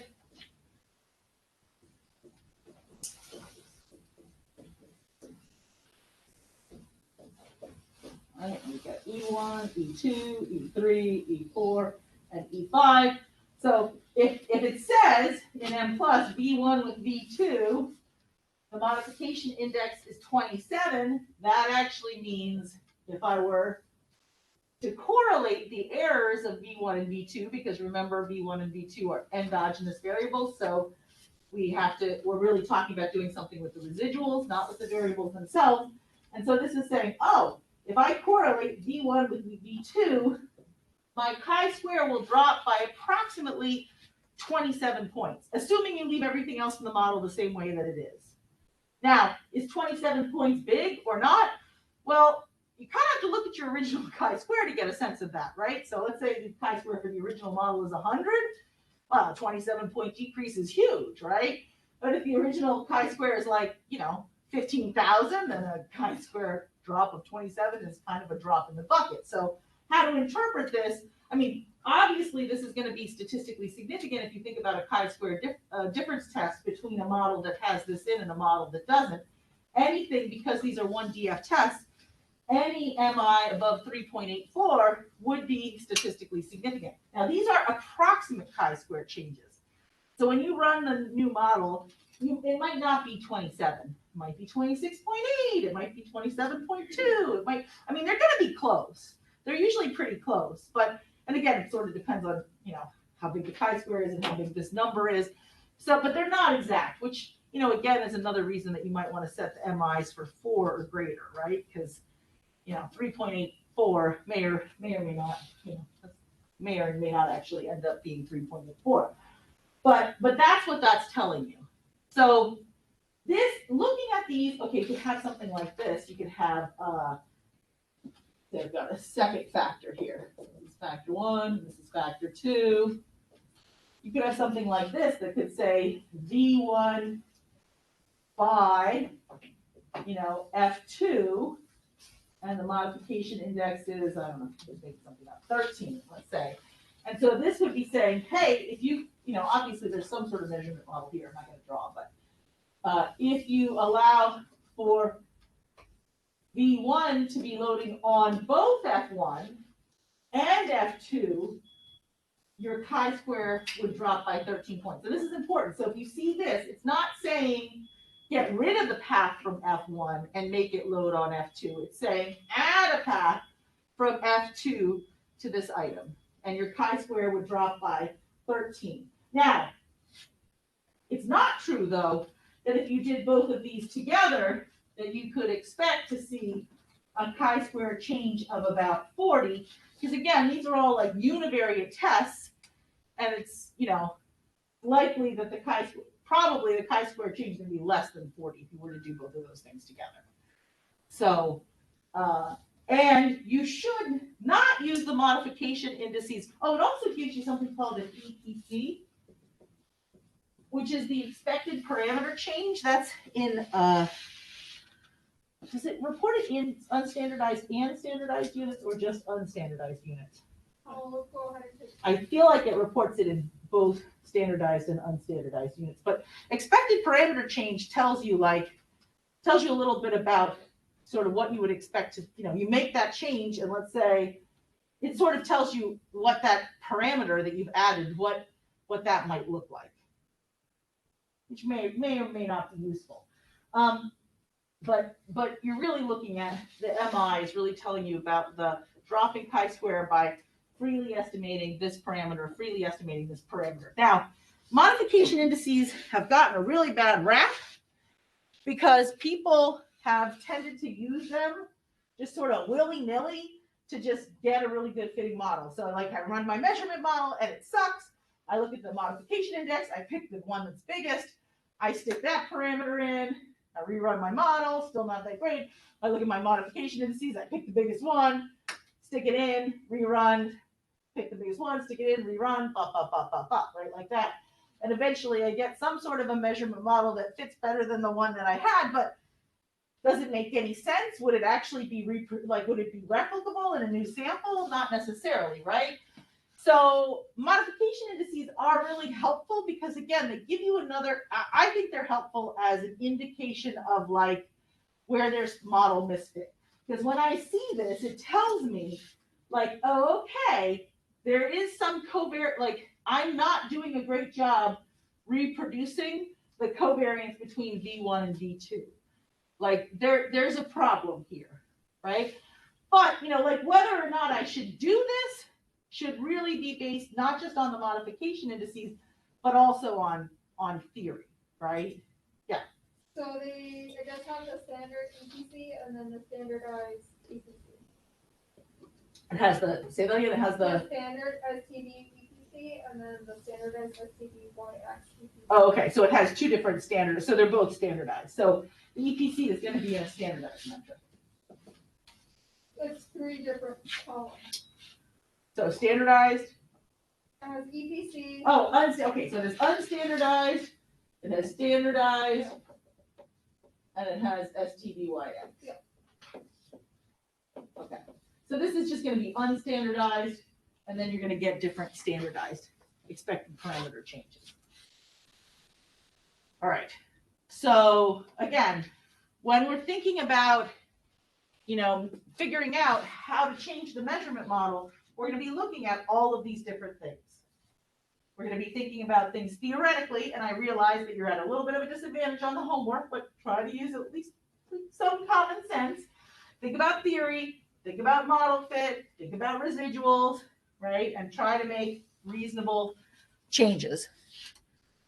So what are some things that Just a question, if you had something like V1 that was just a mess in that model, kind of correlating with a bunch of other things, would theory be to just remove that? Yeah, that's a really good question. So what if V1 is just a mess? It looks like it needs to correlate with the errors of everything else, right? And maybe the loading is really, really small anyway, for its primary loading. Yeah, so sometimes the right answer could be God, that indicator sucks, right? And maybe it should be dropped. However, for this homework, we've explicitly said don't drop any indicators. That's the one thing you can't do for the homework. But in real life, yeah, that might be the right answer sometimes. Is you've got something that just is not working, and the best thing to do is drop it. So in terms of revising the measurement model, and besides just looking at all of these measures, we also want to look at the loadings, right? When the loadings are really small, that's also a problem, right? This indicator is not very well predicted by its factors, so that can be problematic. My experience has been, again, so I said don't drop measures for homework, because that changes the dimension of the variance covariance matrix, and then that opens up on some other issues. My experience has been too that dropping an item usually doesn't actually improve the fit of the model, or if it does, it's very slight. So you sort of think sometimes it does, but often I think people think, well, I'm going to drop this item and the model fit's going to improve, and it doesn't necessarily radically improve the fit of the model. So, but if it's a bad item, it's a bad item, right? So you should not do it just because you think the fit's going to improve. Again, we talked about Haywood cases, right? Remember, we get negative variances, if we get correlations above 1, those can be problematic. And again, sort of fixing Haywood cases tend not to actually improve the fit of the model. So these are things you can look at that are important to look at, but may not improve the fit of the model. We talked about discriminant validity last time, right? What if two factors are really, really highly correlated with each other? What if the correlation between the two factors is 0.9 something? Well, maybe I need fewer factors. Maybe that might be, again, that might be a reasonable revision. Or maybe I have more factors than I thought I did. This is actually probably more commonly the case. That gets really tricky, right? Because here you are, you're in a confirmatory framework. You thought you knew the factor structure. You run your measurement model and it stinks, right? And maybe you need more factors. That can be kind of tricky. And so if you really, really, really, really have a horribly fitting measurement model and you need to sort of think about adding more factors and sort of starting from scratch on the factor structure, that usually kind of backs you all the way out into either an exploratory factor analysis or what's called an ESEM, an exploratory structural equation model. Maybe there's theoretically some obvious factor that you can add, but if you really end up in a situation like that, again, that kind of backs you back up to square one. If you're going back to an EFA, then you really kind of need another sample with which to run a CFA to move forward and have a good measurement model.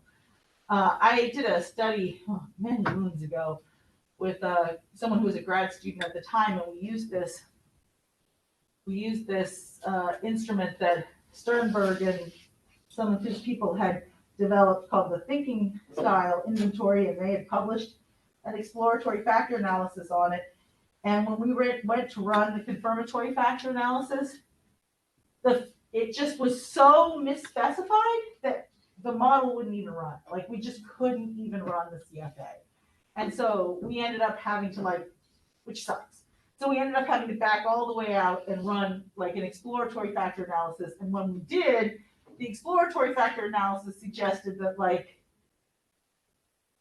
was completely different. Like, the factor structure was a different number of factors, different items hanging together on different factors. It was like not anything like what they had published.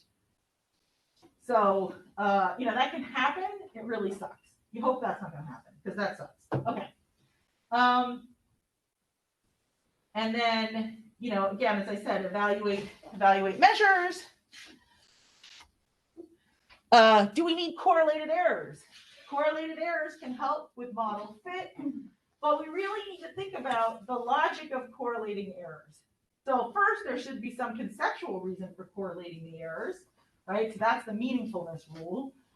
But then also, there are a couple of other rules that we should keep in mind. So if x1 is correlated with x2, right, and x2, and I'm really talking about the errors here, so that the errors of x1 and x2 are correlated, and the errors of x2 and x3 are correlated, then really the errors of x1 and x3 should also be correlated. This is what we call the transitivity rule, unless one pair is correlated for one reason and the other pair is correlated for the other reason. So for example, if x1 and x2 are correlated with each other because they're both negatively worded, and x1 and x3 are correlated with each other because they both use the same unique vocabulary, and then you wouldn't necessarily need to correlate x2 and x3. But let's say x1 and x3 are correlated because they're negatively worded, and x1 and x3 are correlated because they're negatively worded, right? If x1, x2, and x3 are all negatively worded, then you should actually correlate the errors for x1 and x3. Oh, you get what I'm saying. For the third pair, you should also correlate the errors for the same reason. So if you're using some sort of theoretical rationale to correlate this set of errors and this set of errors, right? So 1 and 3 and 2 and 3, then 1 and 3 should also be correlated with each other. And that's what's called the transitivity rule, and that's all well and good, but remember that correlating too many errors can actually cause estimation or identification problems. So, and the generality rule says, look, if there's a reason for correlating the errors between one pair of errors, then all pairs for which that reason applies should also be correlated. So we really kind of need to think through that. Okay, so other considerations in terms of correlated errors. Well, wait a minute. Let's say I just said that I got to correlate. Here, let's go back over here. I need to correlate 1 and 3, 2 and 3, and 1 and 2, right? So maybe I actually need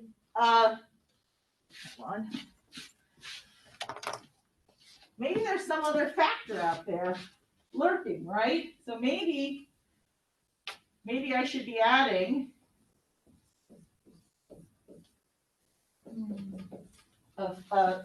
another factor, right? Maybe this is a method factor that's capturing the fact that these are all negatively worded, for example. Now, note something though.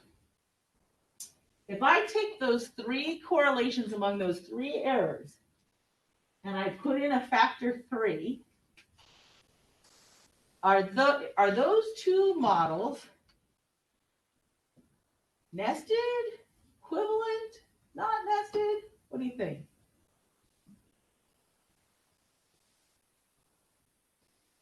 Well, let's just think about how many parameters I'm adding.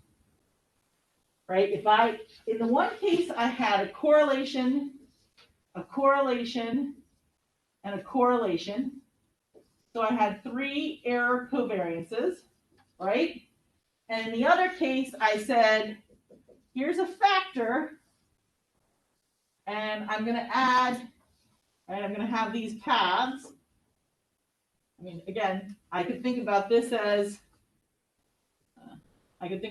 being a 1, and I estimate the factor variance, or I could think about this as being 1, and I could estimate these 3 paths.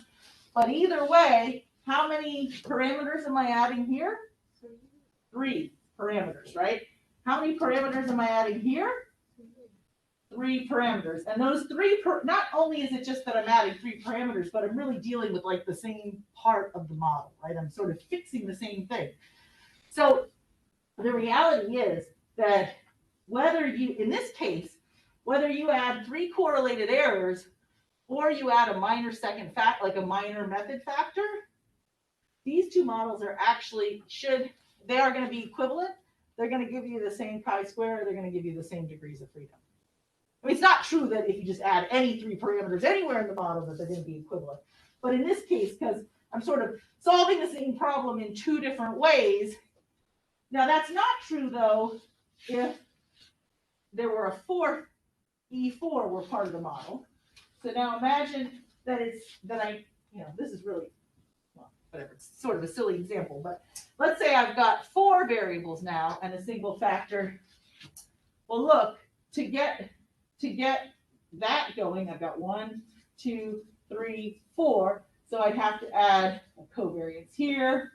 I'd have to add a covariance here, and I'd have to add a covariance here, right? So if I wanted to account for the fact that these 4 items have something in common with correlated errors, I'd actually have to add 6 parameters, right? 6 correlated errors. Whereas over here with this minor factor, I'm only adding 4 parameters.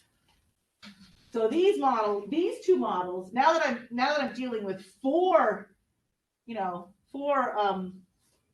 errors, these 2 models are not going to be statistically equivalent anymore, right?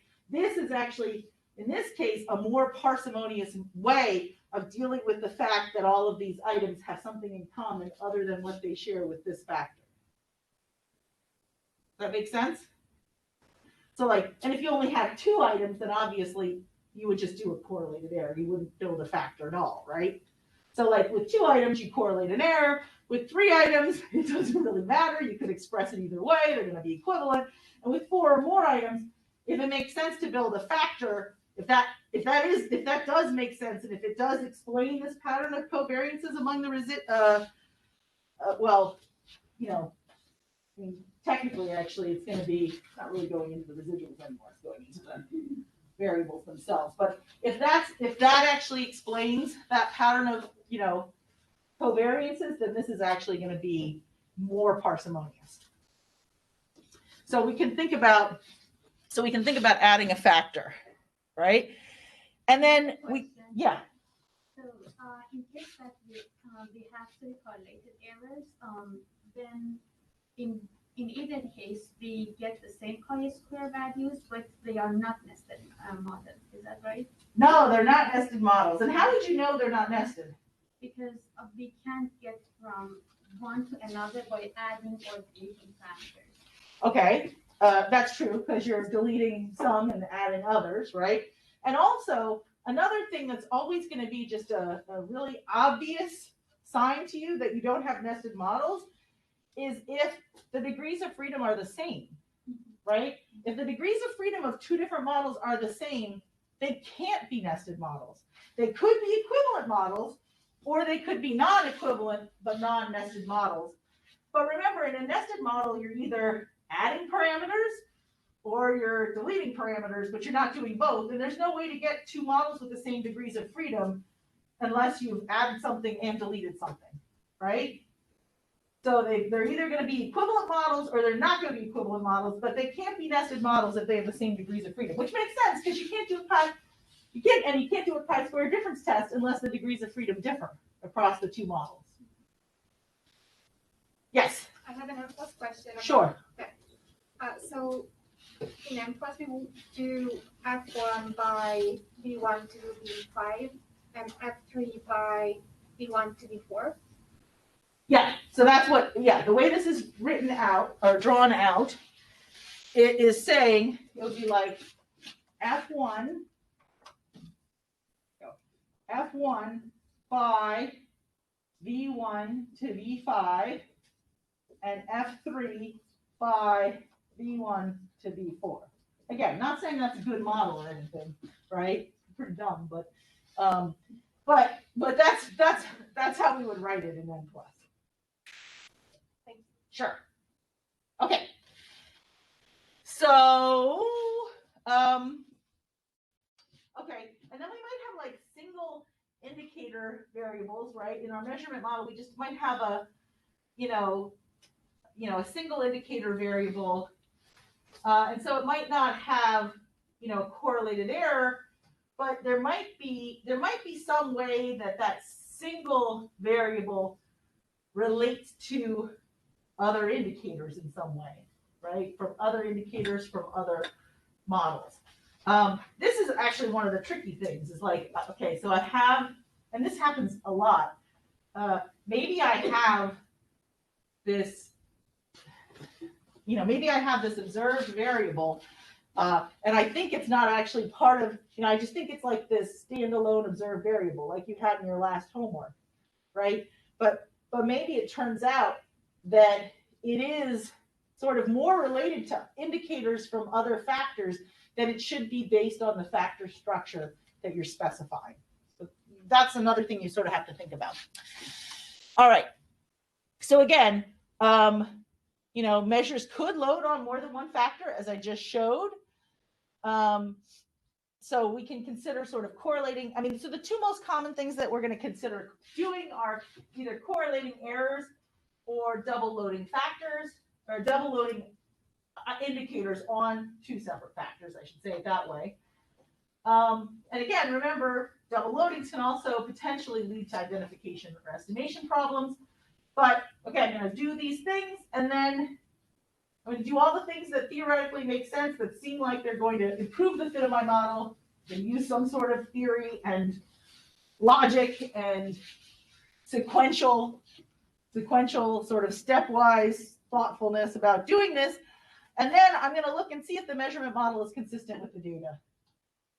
And if the measurement model is consistent with the data, right, so I've now got a good fitting measurement model, then I can move on and sort of estimate my structural model. And as I give this advice, again, I'm assuming that you have a measurement model, but this is not, your study is not actually a measurement study. You have a measurement model because you have a hybrid model. And what you're really interested in is you're really interested in how these conceptual variables of interest are sort of predicted by each other or relate to each other. Obviously, if you're doing like a validation study and the whole point is to say like these items load on these factors and I have unidimensionality and all that good stuff, then messing with correlated errors and messing with double loadings, it blows you out of the water conceptually, right? So like if your paper is all about measuring the factors, then it's much more problematic to add double loadings and correlated errors than it is if you're using other people's instruments. This is your dissertation study. You have this structural, hypothesis, and you're really trying to sort of fix up problems in the measurement model that you did not anticipate because it doesn't fit as well as you were, right? There are problems with the instruments that you didn't anticipate having read the articles that you read, right? So then what do? Obviously, when you write this up, you need to talk about any of the modifications you made, and that is problematic in terms of the measurement portion of the model. But if you're, but again, assuming that you haven't done anything that really radically changes the conceptual definitions of those factors, then you might be okay moving on to the structural part of the model. The worst case scenario is, right, you pick these, you read the articles, you pick these instruments, right? You thought they had good validity evidence, you run your measurement model, and it's just a mess. And it's not fixable with a few easy tweaks. It's just like, no matter what you do that seems like rational, right? Because I'm not telling you to do crazy things that are irrational. No matter what you do that's rational, you can never get to a reasonably good fitting measurement model, then what do? Oh God, I don't know. I hope I'm not on your committee. So, like, I mean, that's the worst case scenario, right? Like the example that I gave with that thinking styles inventory. Like, let's say you had this whole dissertation built around the thinking styles inventory and looking at these different factors that were on the thinking styles inventory, and you can't get the measurement model to even run, and it's just so far off. You don't even know what you're going to do with it. That sucks. Like, right? That sucks. This is why measurement work is so important and why people shouldn't take shortcuts on the measurement work. So let's just hope that doesn't happen. Anyway. All right. Usually, yeah. That's a problem with a pilot study with a small sample size. Well, like, yeah. Although, if it's too small a sample size, you're not going to be able to do this big measurement model, right? So, you know, this is why it's really important, I think, that the people that come before you who are publishing this instrumentation about their measures, about their instruments, it's really important that they are like forthright, right, and ethical in sort of the way that they build those models. Because I think what's happened often is that people muck around with their own CFA models and do things that they, like they kind of act like, oh yeah, I always thought that item would load on that factor, and they like mess around with stuff in their original instrumentation to try to get it to fit better. And then they publish that article, but maybe it wasn't even theoretically exactly the way they thought it would be. And then now you say, oh, I read this article. Hey, had good fit indices. This is an instrument that measures exactly what I want for my dissertation. So you take it off the shelf and you're like, hey, that's great. I can just do a CFA because they've already published this great validation article. And then what happens? Like you run it and your measurement model fit sucks because the changes that they made were sample dependent, right? They made, see what I'm saying? It's like, it's the same, like it's p hacking in the factor analytic framework is what it is. And they p hacked, it's not p exactly, it's factor hacking, I guess. They factor hacked. And so when you run it with a new sample, your factor structure doesn't look like their factor structure. Maybe it looks more like what they thought it was going to look like in the first place, So these are problems. So, you cross your fingers that these things don't happen. It might be a good place to parcel, actually. Going back to this idea of parceling, right? If you're really not interested in the measurement model, maybe now's the time to parcel. But don't parcel for your homework either. Yeah.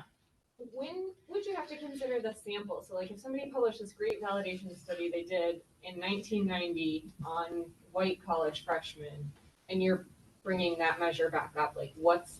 Well, always, right? I mean, I think anytime, I think that's a really good point too. A lot of, there's this big joke that everything we know about psychology is like based on, undergrad, like college freshmen at, large state institutions and Ivies. Which is maybe not generalizable, right? If you go back far enough, they're probably mostly male. Yeah, I mean that's a huge problem.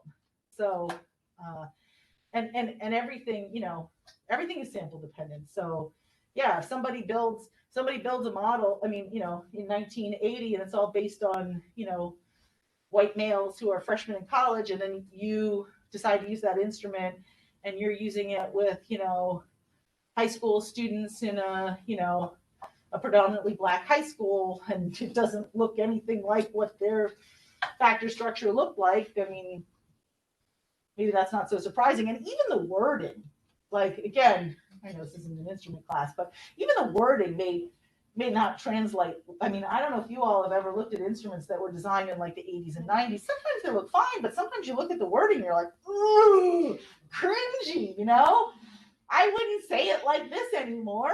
That's just like, ooh. So, yeah, I mean, so there's time, there's sample, and then there's time. I mean, both of those things, the context matters. Yeah, it's hard. Doing research is hard. Anyway. All right. Okay, so then, but we get to the best measurement model we can. And for the purposes of your homework, you're going to make modifications that seem reasonable and seem logical according to sort of the rules that I've just laid out.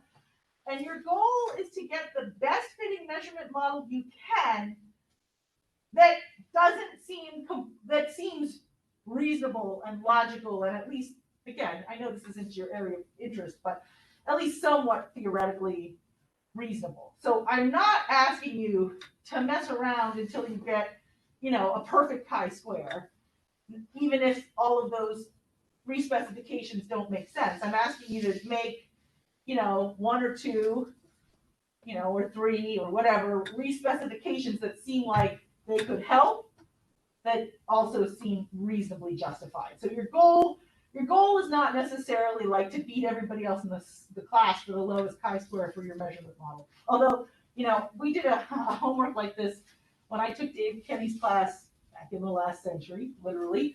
And when we came into class the next week, he gave out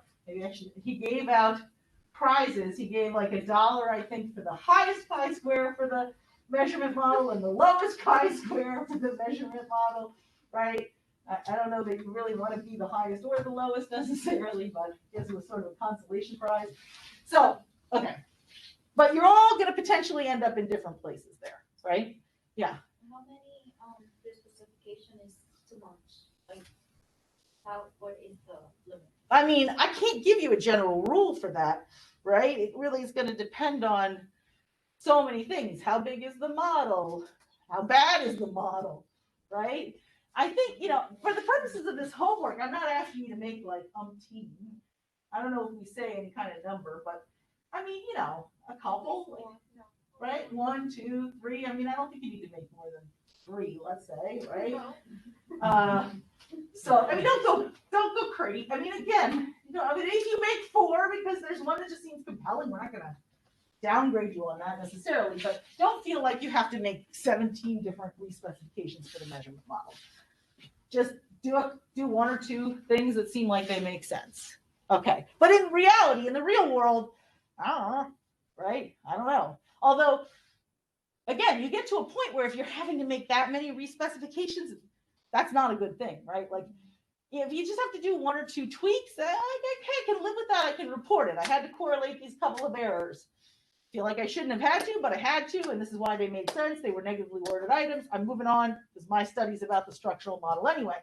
But like, if I have to do 17 different things to the model, like, right? That's where it's not good, right? Again, if it's your dissertation data, if it's your data and you spent a year collecting it, you're going to have to figure out some way to do something to get finished, but it's not where you want to be. Okay. Am I depressing you all? I don't mean to be depressing. This is not going to happen to you. It happens to everybody else, but it will not happen to you. Now, it doesn't necessarily happen to everybody else. Okay, so then I go from the measurement model to the just identified structural model. And again, the just identified structural model is the just identified structural model with all of the measurement revisions that you've made. So note that. I'm asking you to take the best measurement model, the one that you respecified, start there, you fit the just identified structural model, and you're doing that to test the conceptually deleted paths, right? And then again, once we've done that, once we've looked at the conceptually deleted paths, then we can look at the specified paths and potentially trim those. And then finally, whoops, hold on, I went back. I don't know that we asked this in the homework, but I mean, finally, after you've sort of gone through this whole process, then there's this question, like, are there competing models that you should be running? So back to homework 4, like, the researcher's original conceptual model is a reasonable competing model to run, right? Or are there, and then the other thing that we'll talk about more next week is like, are there equivalent models? And what does that do to sort of the, how you can interpret your findings? I have one a little bit about competing models. It's regarding like, what do we say? if the researcher asks you for advice about where to go from here. That's right. The last question says something to the effect of like, if the researcher, having done all of this, if the researcher asks, So you pretend like you're a consultant. It's always better to be the consultant than not the researcher, right? Because then you can deliver the bad news and walk away. So like you run these analyses for the researcher, and now the researcher asks like, whoa, wow, where should I go from here? And then what does it say after that? So where to go from here to improve his or her study model? What advice would you give him, her? Yeah, so what advice would you give based on all the modifications that you've made to the measurement model and what you've learned from the structural model? And again, I mean, I feel like I said all of this, right? All respecifications need to be theoretically meaningful. They should be specified a priori, ideally, and too many empirically based respecifications, you're capitalizing on chance, you're overfitting to your data, and you're unlikely to be able to replicate those results in a new sample, which is really the problem. That's really the problem, right? So if you just sort of meander through and just sort of do things because they improve your model fit, you're really decreasing the generalizability and the replicability of your results. If you have to do that, because sometimes you do, because like it's just a mess and you have no other choice, then what's really important is that you need to reframe your study as exploratory and hypothesis generating, not hypothesis testing, right? So if you find yourself in a place where everything is just a total mess, then you just need to like come clean about that and explain and say, okay, based on my data, here's what didn't seem to work. Here's what I think is going on. Somebody else should, replicate this with new data and sort of see if my suggested modifications hold in a new sample, right? Because anytime you're making sort of post hoc modifications, you really can't bank on those. You might, right, until you've sort of replicated in a new sample. So that's what I'm saying. When you're making these respecifications, you really should be replicating the model with a new sample. And if you're making post hoc changes, there still needs to be a theoretical rationale. And, again, the model is exploratory. Hey, oh my gosh, did I do it? Did I really do it? With 10 minutes to spare? That's crazy. Yes.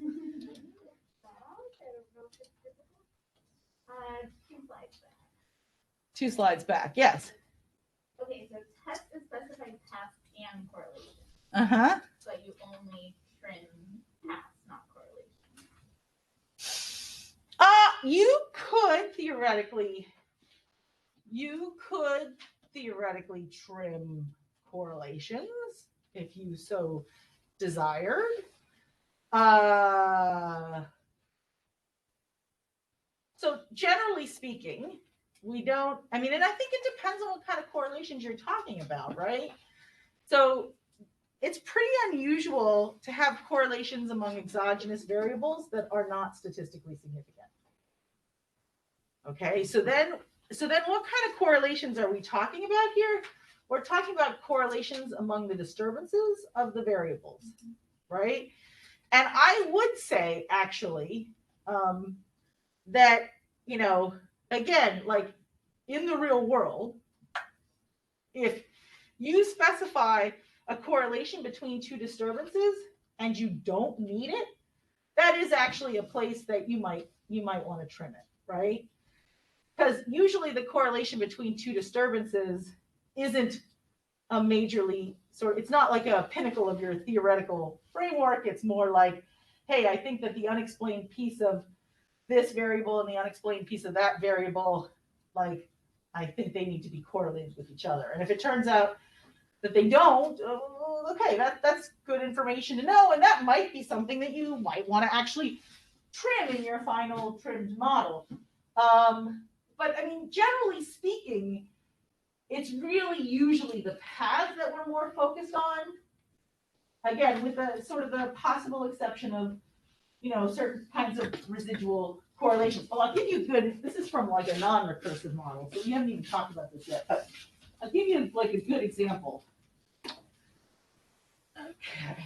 that maybe won't seem good to you. We haven't talked about non-recursive models, but it's a good example. Okay, so let's say, I'm not gonna just look at the structural model here, okay? So,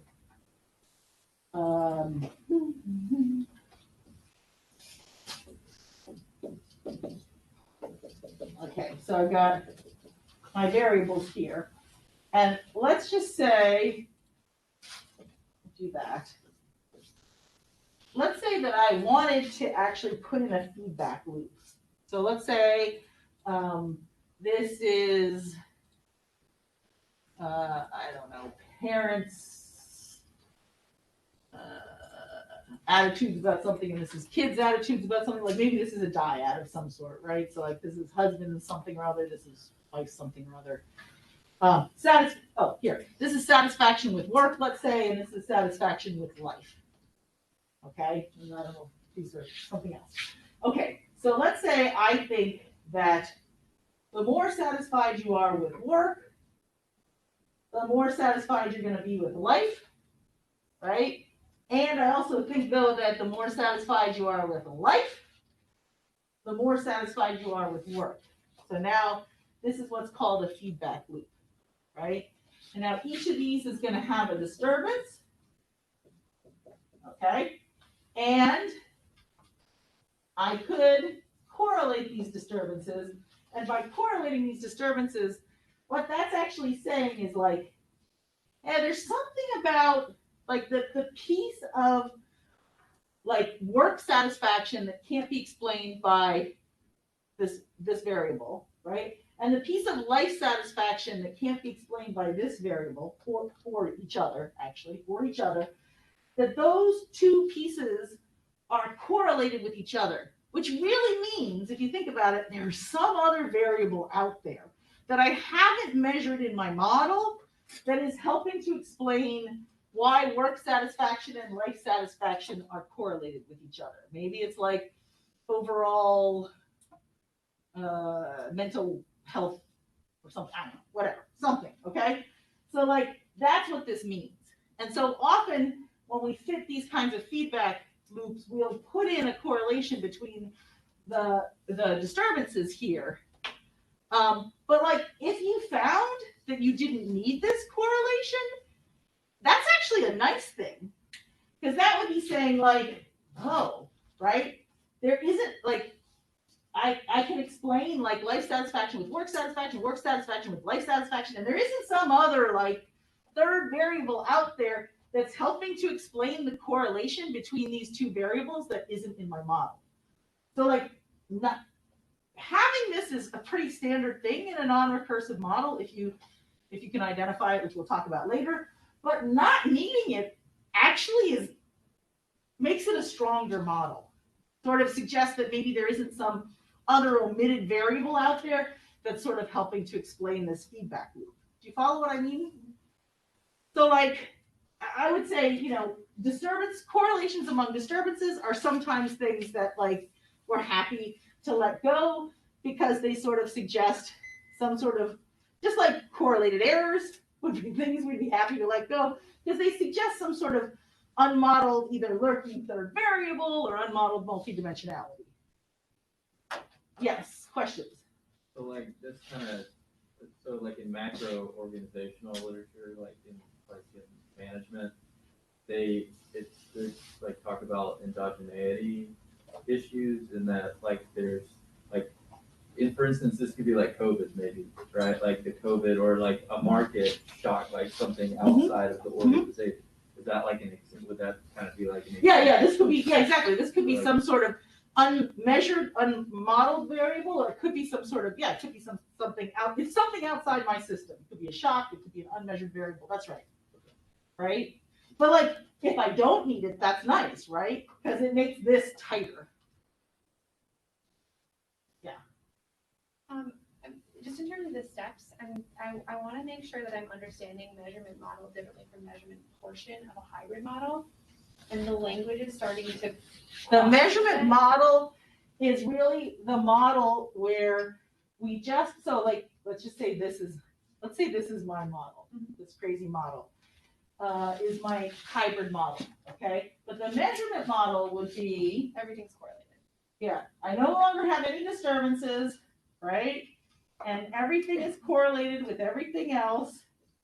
Now, okay, I didn't draw any indicators here, let's see. Notice these are correlations and not paths. I think I got, if I'm missing any, let me know, but I think I got all of them. So this would be the measurement model. Okay. Right? So all of these, and these, again, there are items here, right? That I haven't drawn, but like this, so all of the factors are exogenous, you know, that's the measurement model. Now, what was the other question? The Just measurement. like when I'm going through the steps and the language that you're using in terms of like the just identified portion of the language is starting to get overlapping because measurement model, I think of this way, but then we're also talking about the measurement portion of a hybrid model, and that's something different. Yeah, so this is like the measurement model, and then if I went to fit the measurement portion, well, if I went to the hybrid model, right, then I no longer have everything as exogenous variables. Now it turns out the way that I drew that, I can't fit a just identified model actually with that feedback loop because it's non-recursive. So there are different rules of identification. But let's say it was a recursive model now. So now I'm going to fit the just identified model, right? And then the question here, of course, that comes up is like, with the just identified model, do I put a path from here to here? Do I put a path from here to here, right? Oh, these would have disturbances, by the way, now, right? Or do I correlate the disturbances? To make the just identified model, it turns out like I could do any of those three things, right? And actually those three models, scarily enough, are statistically equivalent, which is like, you know, again, we're gonna talk more about equivalent models, I think, next week, but like that's a big downside, is like saying F3 predicts F4, F4 predicts F3, or the disturbances of F3 and F4 are correlated with each other. Those are actually all equivalent models. But the first one, the measurement model that you just raised with everything correlated, that is our baseline against which we're comparing everything, or is it the just identified version? The measurement Like, The measurement model is where we make all of our measurement modifications. Right. And once we are set with our measurement model, and we're gonna put the measurement model to bed and say, I'm not gonna mess with the measurement model anymore, then we change to the just identified structural model and start from there with our hybrid model. We still have a measurement portion of that hybrid model, right? But we're now focusing, we're like dealing with the measurement stuff first, and then we're gonna deal with the structural stuff. All right, it's 12:15, so I'm gonna stop, and I will see you all next week.